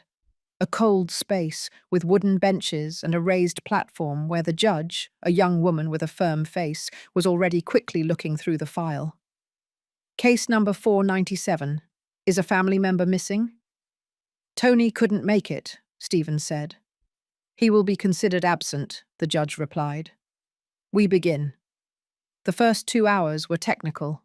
Attorney Ramirez presented documents, a timeline of events, proof of manipulation, and above all, Frank's original will with certified signatures, dates, and the notarial endorsement of Attorney Olvera. Stephen tried to interrupt several times. He said his mother had changed since she became friends with Rose. He said she suffered from memory lapses, that she couldn't remember basic things. Grace declared that her mother was no longer the same, that someone was manipulating her, that she was confused, that everything that was happening was a family misunderstanding. But then Ramirez requested authorization to play a video. The judge agreed, and on the courtroom screen, the recording of the day Carol read the letter to her children was projected for everyone to see. The camera was fixed on her face, on her voice, on her contained trembling, on her firm gaze. She was heard without a single hesitation. Grace gripped the notebook in her hands. Stephen lowered his head. When the video ended, the judge remained silent. She flipped through the pages one more time. Then she addressed Carol. Ms. Carol, do you have anything to say? Carol slowly stood up. She walked to the microphone. I'm not going to say much, because I already said everything in my house. I just want you to listen to me as a mother, as a woman, and as a human being. She took a deep breath. They didn't hit me with their hands. They hit me with silence, with contempt, with hunger, with indifference. And when I tried to speak, they tried to lock me up. When I presented my papers, they called me crazy. When I defended what was mine, they threw my husband's photos in the trash. Her voice broke. I don't wish them ill, but I also don't want them near me. And if that makes me a bad mother, then I prefer to be that than to continue being a victim. The judge remained silent. Thank you for your honesty, Ms. Carroll. The hearing ended at 12:47 in the afternoon. The judge retired without issuing a ruling. She would take 72 hours to dictate a sentence. But everyone in the courtroom already knew the truth. Stephen left without speaking to anyone. Grace, at the end of the hallway, turned around for a moment. She looked at her mother from afar, but Carol didn't look back, because there was nothing left to look at, only dignity to reclaim. As night fell, Rose prepared tea for Carol. They were sitting on the patio next to the lemon tree. The house was silent. What if we don't win? Rose asked with fear in her eyes. I already won, Carol said, because for the first time, I don't feel alone anymore. And you want us to cancel the hearing? Yes, Stephen replied.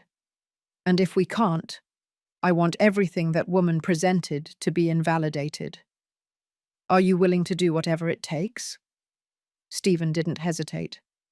Whatever it takes, even if it's the last thing I do. And in his briefcase, he was already carrying the papers for a sale that Carol had never authorized.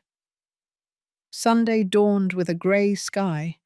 The clouds hung heavy over Phoenix, as if they also knew what was about to happen in Ms. Carol's house.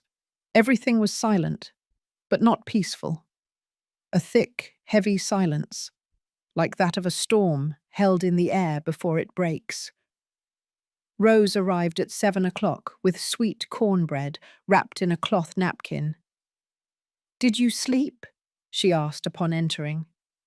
"No, but that doesn't tire me like before. I'm ready, Rose." "For what?" "For anything. Because today, I'm not closing the door." Rose looked at her with worry, but didn't argue. She knew that when Carol spoke like that, there was no turning back. At 9:15, Stephen appeared. He didn't knock on the door. He didn't say hello. He entered as if he still had the right. He was carrying a backpack over his shoulder and a hard gaze, one of those that only someone who has already crossed a line and doesn't plan to go back has. "What are you doing here?" Carol asked from the dining room. "I came to stay. You have an eviction order in process. The final resolution hasn't come out, so legally I'm still your son, and this house is also mine." "No, this house was never yours, neither on paper nor in love." Stephen left the backpack in the entrance. He walked straight to the back room. "You're not going to kick me out, Mom. Neither you nor your neighbor. No one is kicking you out here. You're just pushing yourself away, step by step." At noon, Carol went to the kitchen. She started preparing rice with vegetables, whatever she had. Rose was helping her chop onions when they heard the door slam. Grace had just arrived. "Oh, so there is food now," she said, mockingly, throwing her purse onto the table. "What a miracle that you can afford to eat now." Carol didn't answer.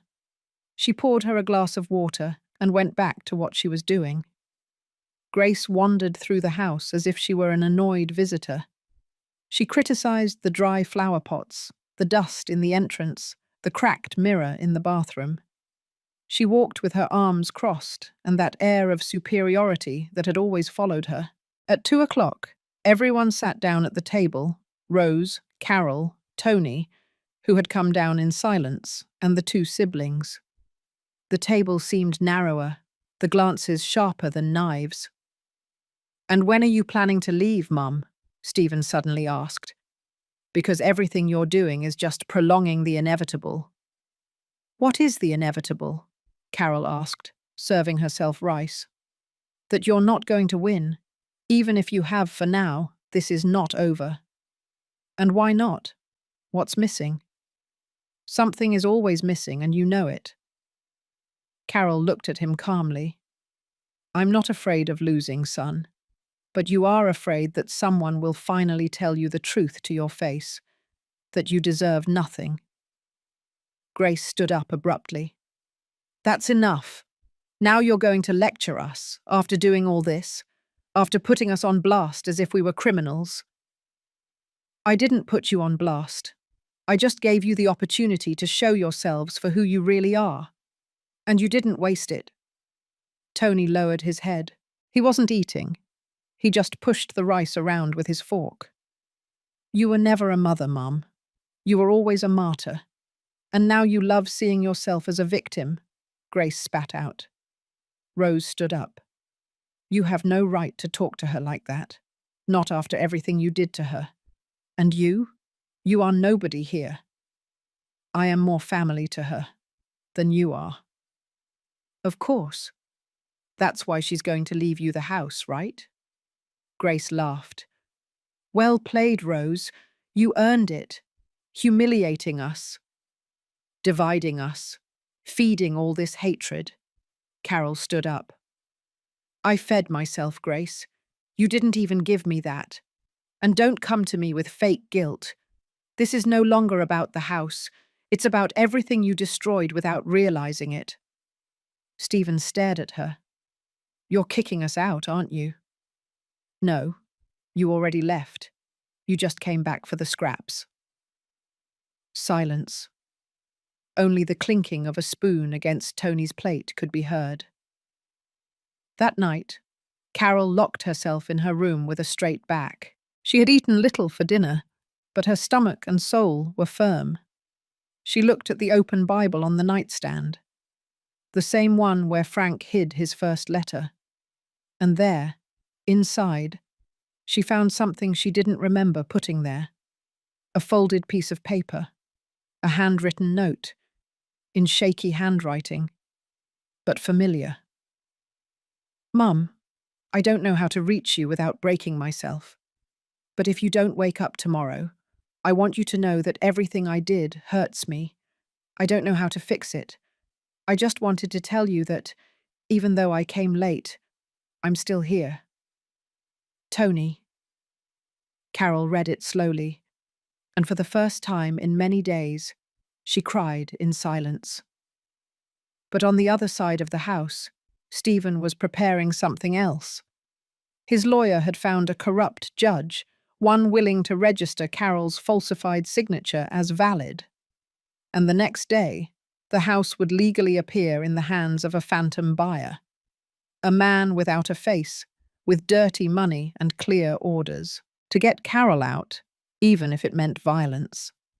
It dawned with a thick heat, the kind that gives no truce to the shadow or the soul.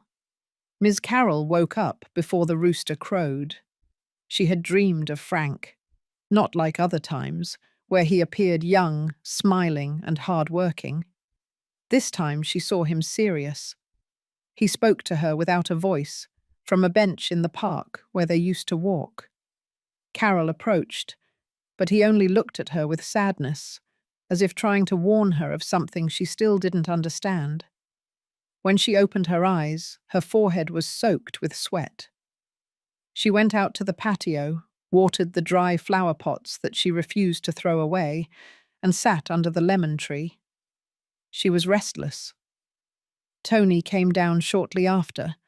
His eyes were red, but not from lack of sleep. He had cried. Carol knew it. She felt it since the night before, when she read the note hidden between the pages of the Bible. She still hadn't said anything to him, but she didn't need to. "Do you want coffee?" he asked. "Only if it's with sugar, not with guilt." Tony managed a forced smile. "Then I'll make it now," he replied, lowering his gaze. At 10:40, an official notification arrived. A man from the court, in a beige vest and dark glasses, knocked on the door and handed over a sealed envelope. He didn't say another word. He just asked for a signature and left. Rose read it with Carol. "This doesn't make sense," she said, reading again. "It says here that, according to the property registry system, the deed of sale for the house has already been updated." "What?" "It says here that there was a signature of yours authorizing the sale of the property to a real estate company, that there is already an active transfer process, that you were the one who signed it 3 days ago." "But I haven't signed anything." Rose looked at her horrified. "It's a forgery." "Another one. And this one. It's already in the official system. Stephen did it." Carol sat down abruptly. "What do we do?" "We go to Attorney Ramirez's office, now. This has gotten out of hand." When they arrived, the lawyer received them urgently. He read the notification line by line until he let out a contained puff of air. They did it. They found someone inside the system.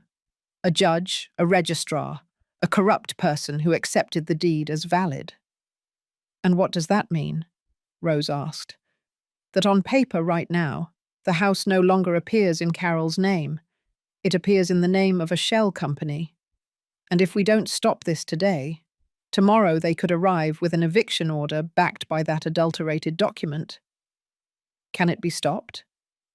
Yes, but it won't be easy. We need an urgent hearing and clear proof that you, Carol, never signed that paper. I have my real signature on all my documents. The will, the letters, the old IDs, everything. It's not enough. If they presented a falsified signature on physical paper, but with judicial backing, we have to prove that the person who endorsed it was part of the fraud. What if we show the video, the day they tried to make her sign? We will use it, and I will ask for the supposed buyer to testify, because that company does not exist.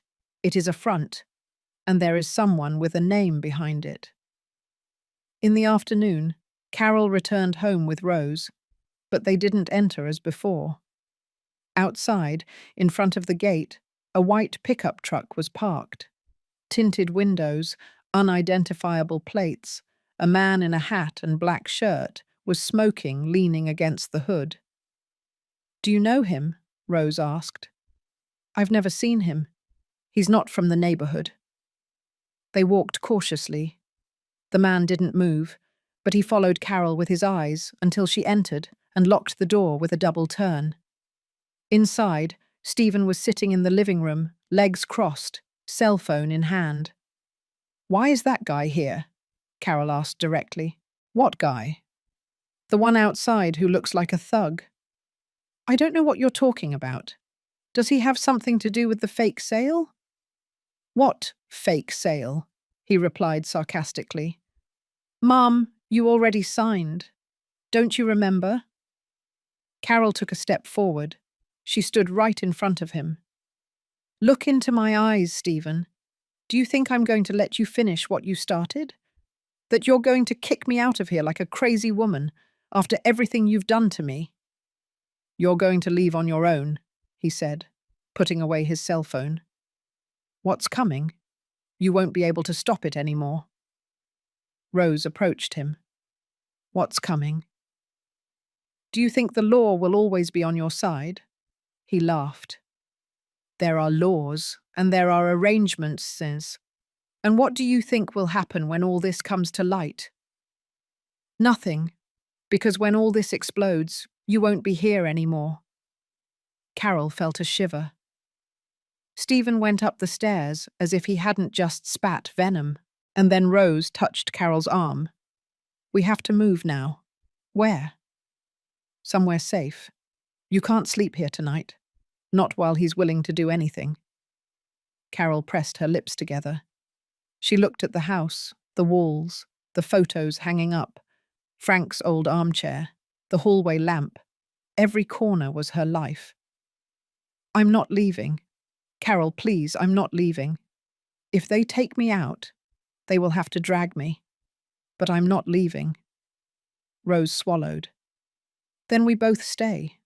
But tonight we're going to barricade everything, and we're going to pray that justice arrives before them." But elsewhere, in the darkness of an unnamed office, a fake judge had already signed the final eviction order, and a bailiff had already been assigned to execute it.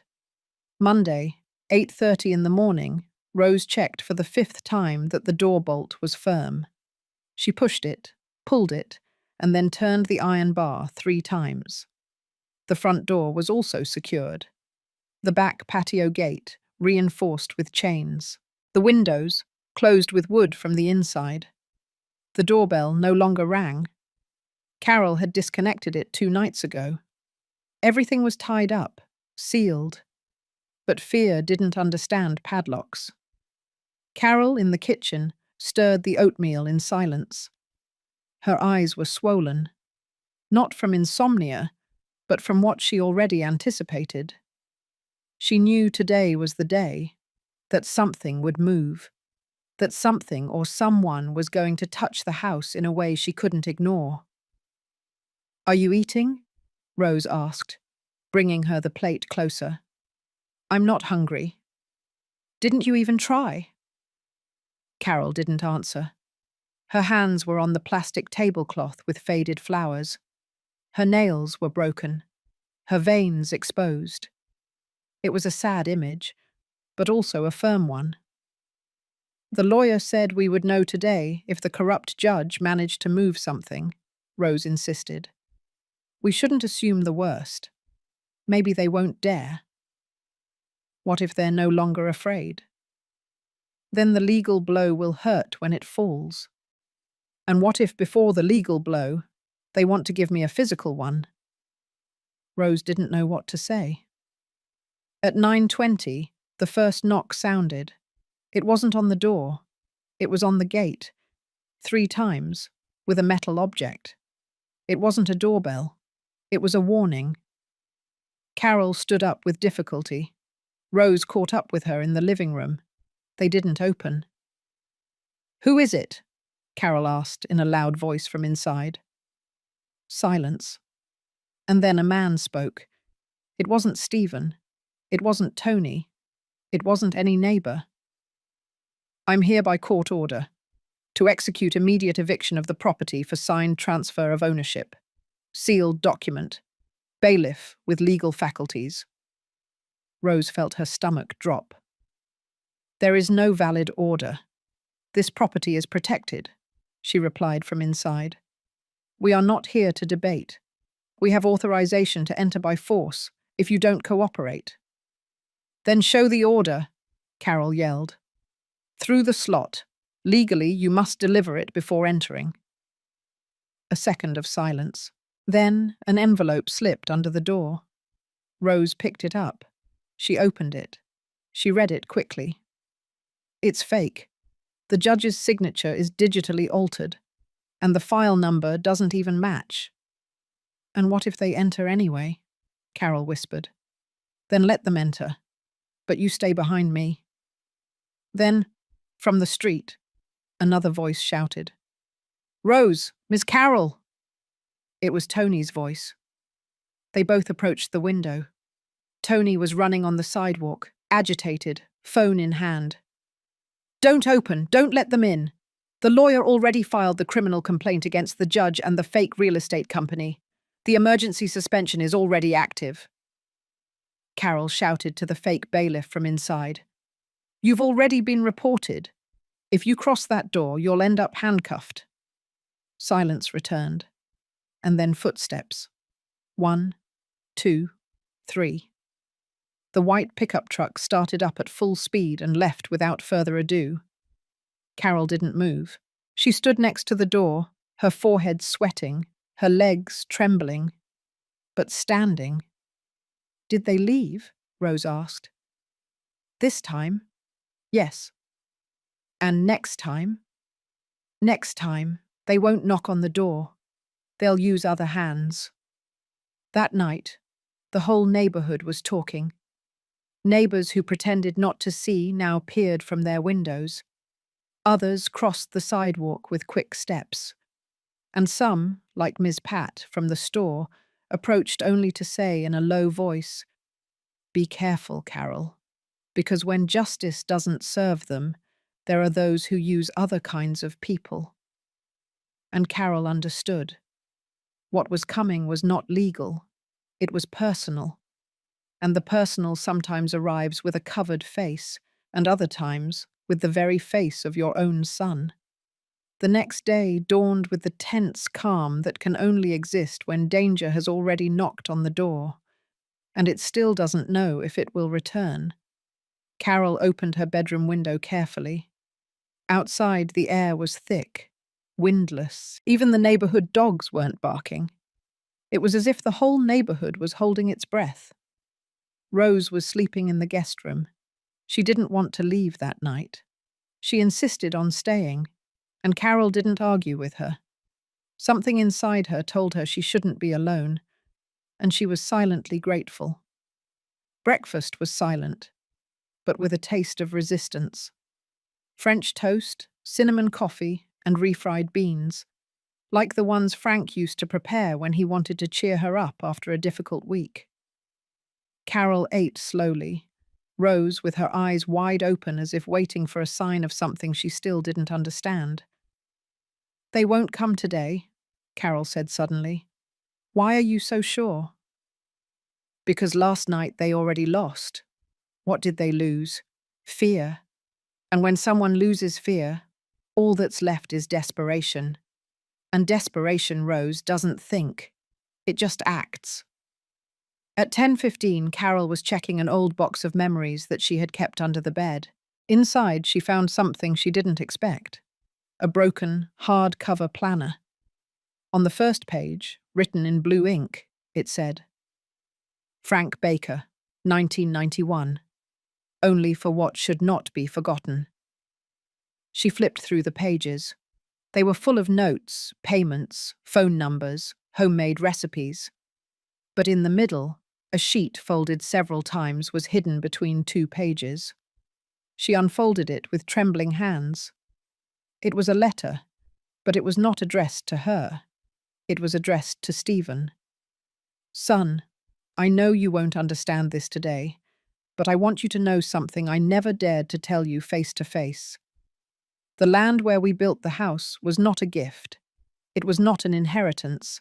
It was a loan that was given to us with one condition, that it would never be sold, that it would stay in the family. And you showed ambition from a young age, not to build, but to own.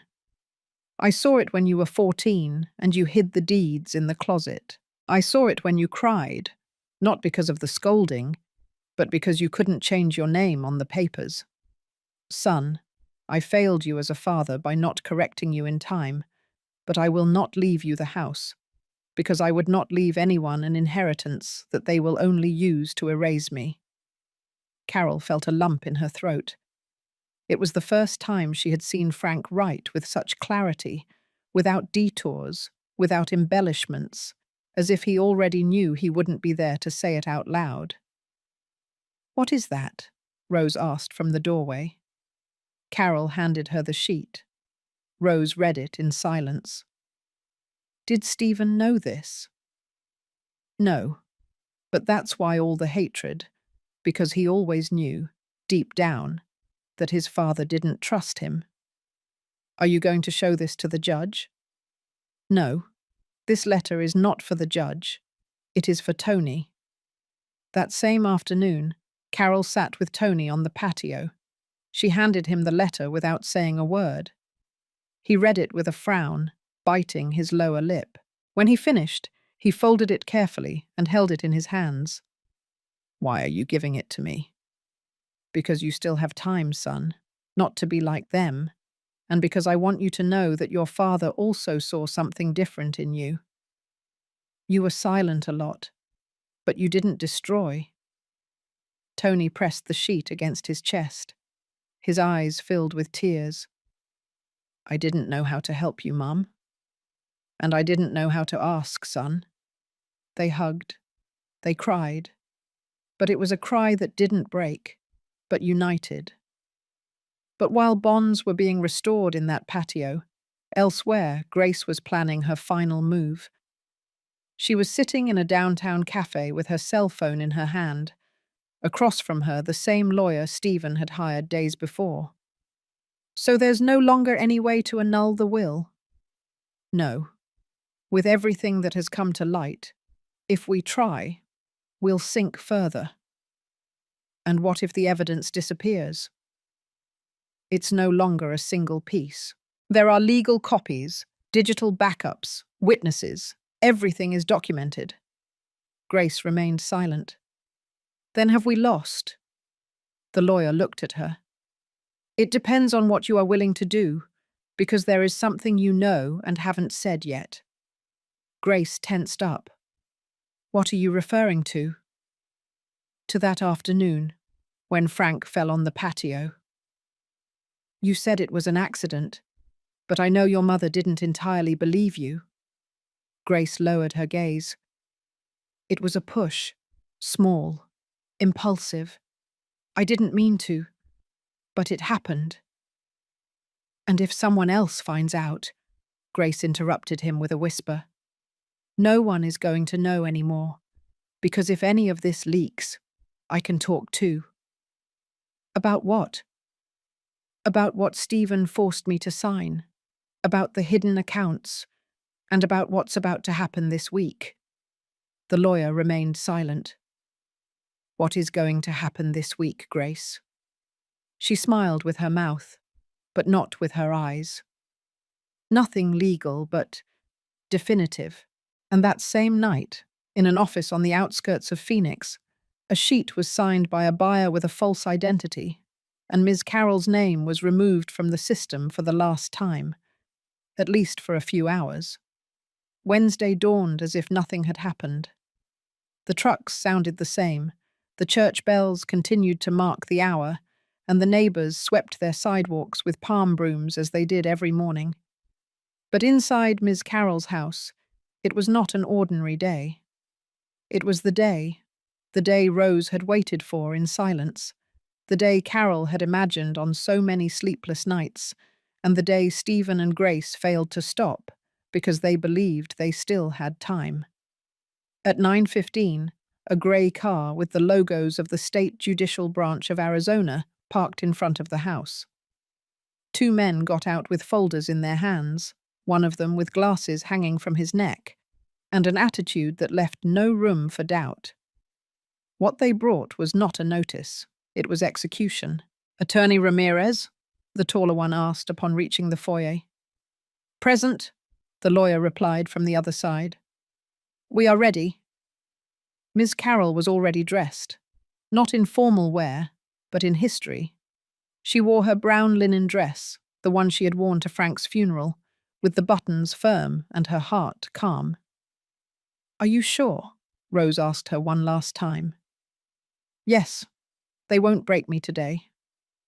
At 9:30, Stephen appeared on the street, walking as if he had just bought bread. He wore his shirt open to his chest and a plastic bag with some tangled documents. Seeing the judicial car, he stopped. His eyes changed. He quickened his pace. He went inside without saying hello. He went straight to the living room. "What are you doing here?" he spat. "Stephen," Ramirez said in a dry tone, "today the total annulment of the fraudulent purchase and sale process is formalized. The house is once again legally protected in the name of Ms. Carol Baker. The notary who registered your act was sanctioned, and the judge who endorsed it, suspended." Stephen clenched his teeth. "That can't be. I have the papers." "Forged. And they are already in the hands of the district attorney's office." "You did this," he yelled at his mother. "You and that nosy old woman." "Don't raise your voice," Carol said without getting upset. "Here, the only one who shouted throughout this story was you." At 10 o'clock, the bailiff opened his folder, read the annulment ruling aloud, and then held out a sheet of paper. "This is the final resolution. The sale of the property is completely annulled. The house remains under the guardianship of its legal owner, Ms. Carol Baker. And from this moment on, all unauthorized persons must vacate the property within a period not exceeding 48 hours." Grace came down the stairs just as the bailiff finished speaking. She was carrying a handbag, and her lips were tightly pressed. "Are you kicking me out too?" "I'm not kicking you out," Carol said. "You left yourself when you hid the food, when you locked the refrigerator, when you spoke to me as if I hadn't carried you for 9 months. Did you turn your back on us?"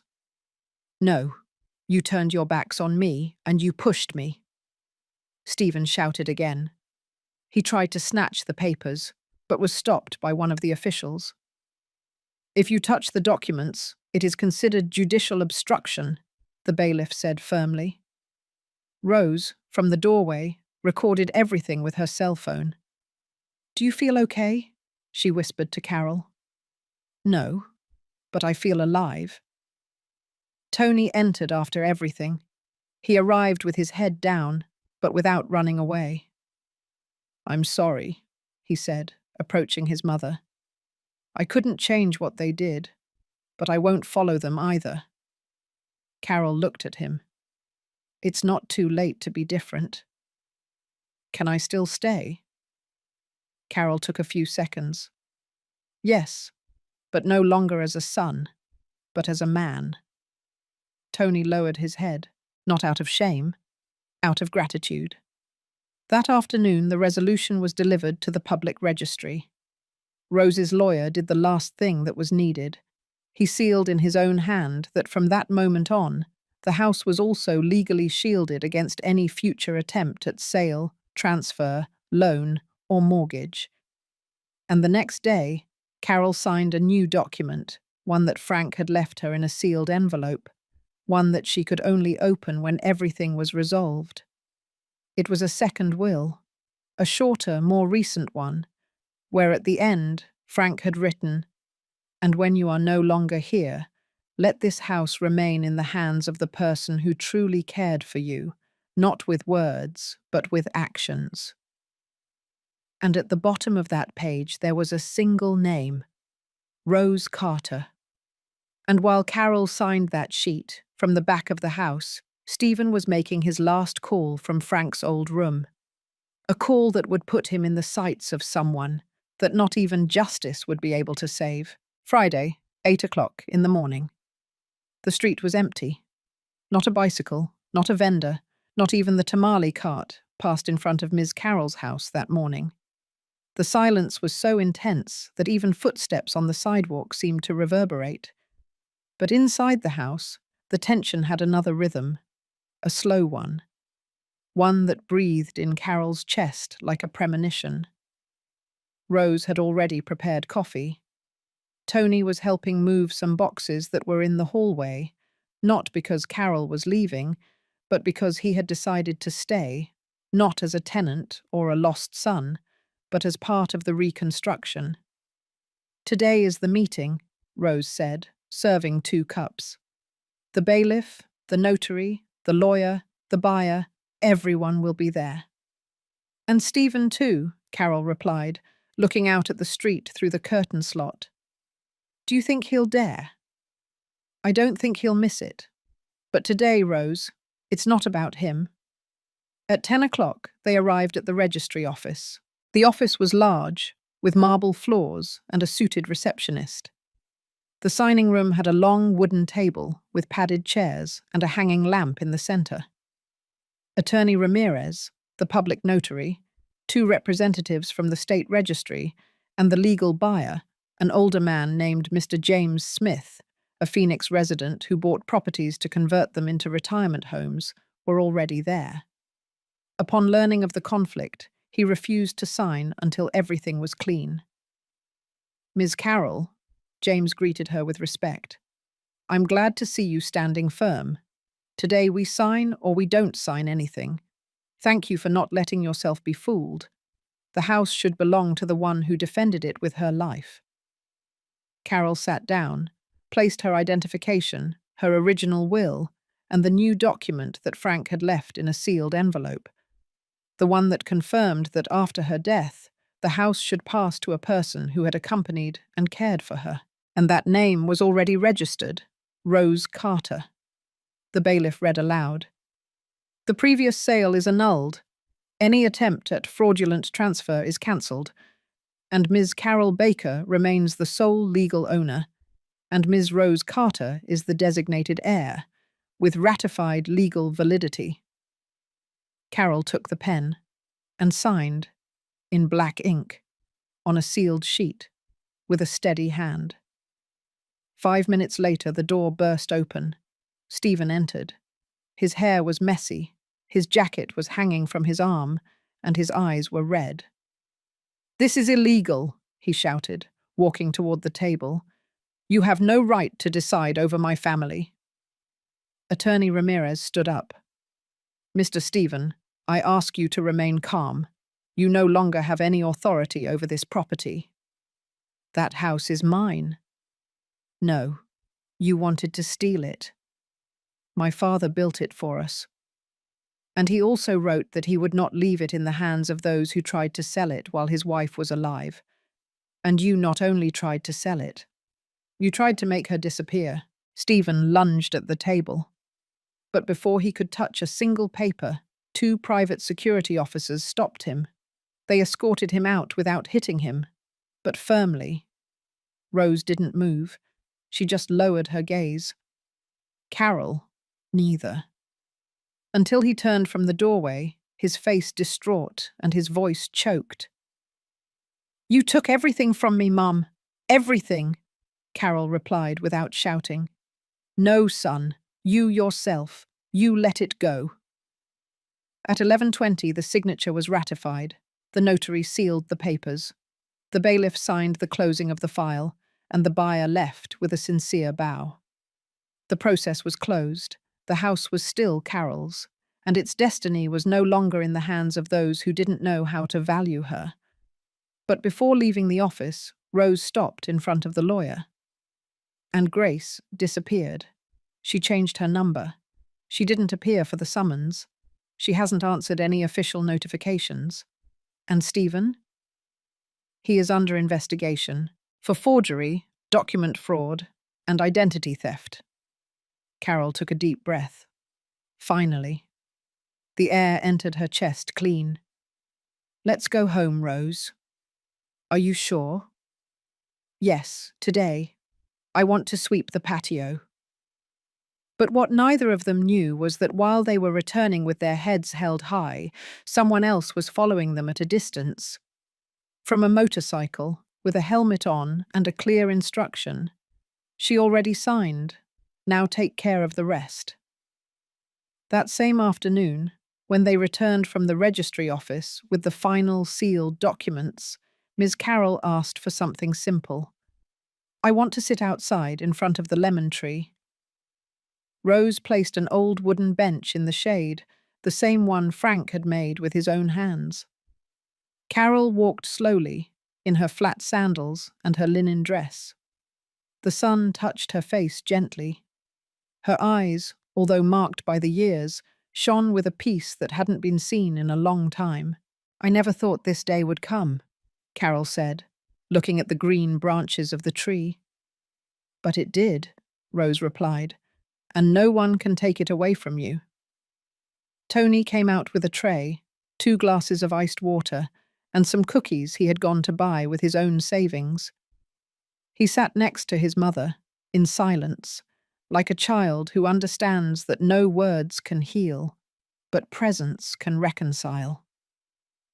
"Thank you for not letting go of me," he said. "You never left completely, son." The house was calm.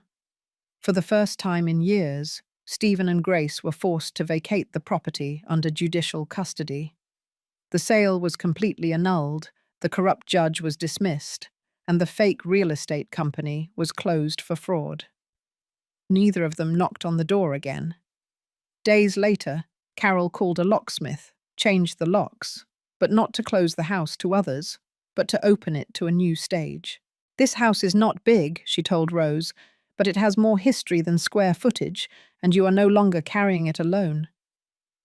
Carol decided to write a letter. She left it inside the Bible next to Frank's portrait. "To whoever reads this house was made with sweat. But more than bricks, it was built with love. I didn't win a war. I just recovered what I should never have lost. And if fear ever knocks on your door, don't let it find you silent, because there are battles that are won without raising your voice, with dignity, with memory, with truth." And so, sitting under the lemon tree, Carol looked up. "You know, Frank, you didn't give me gold, but you gave me your word, and that saved me." Rose sat down next to her. "Do you want me to put on some music?" "No, just stay, just like this, quietly. And if you, who are listening to this story, made it this far, I invite you to stay a little longer, because if this story touched your heart, help us continue telling many more. Subscribe to the channel, like this video, hit the notification bell so you don't miss what's coming. And if you want to directly support this project and keep this space of stories alive, you can leave a super thanks below. Everything counts, everything helps. And since you made it to the end, write the word dignity in the comments so I know that you also stayed until the very last silence. Thank you for joining me. See you in the next story.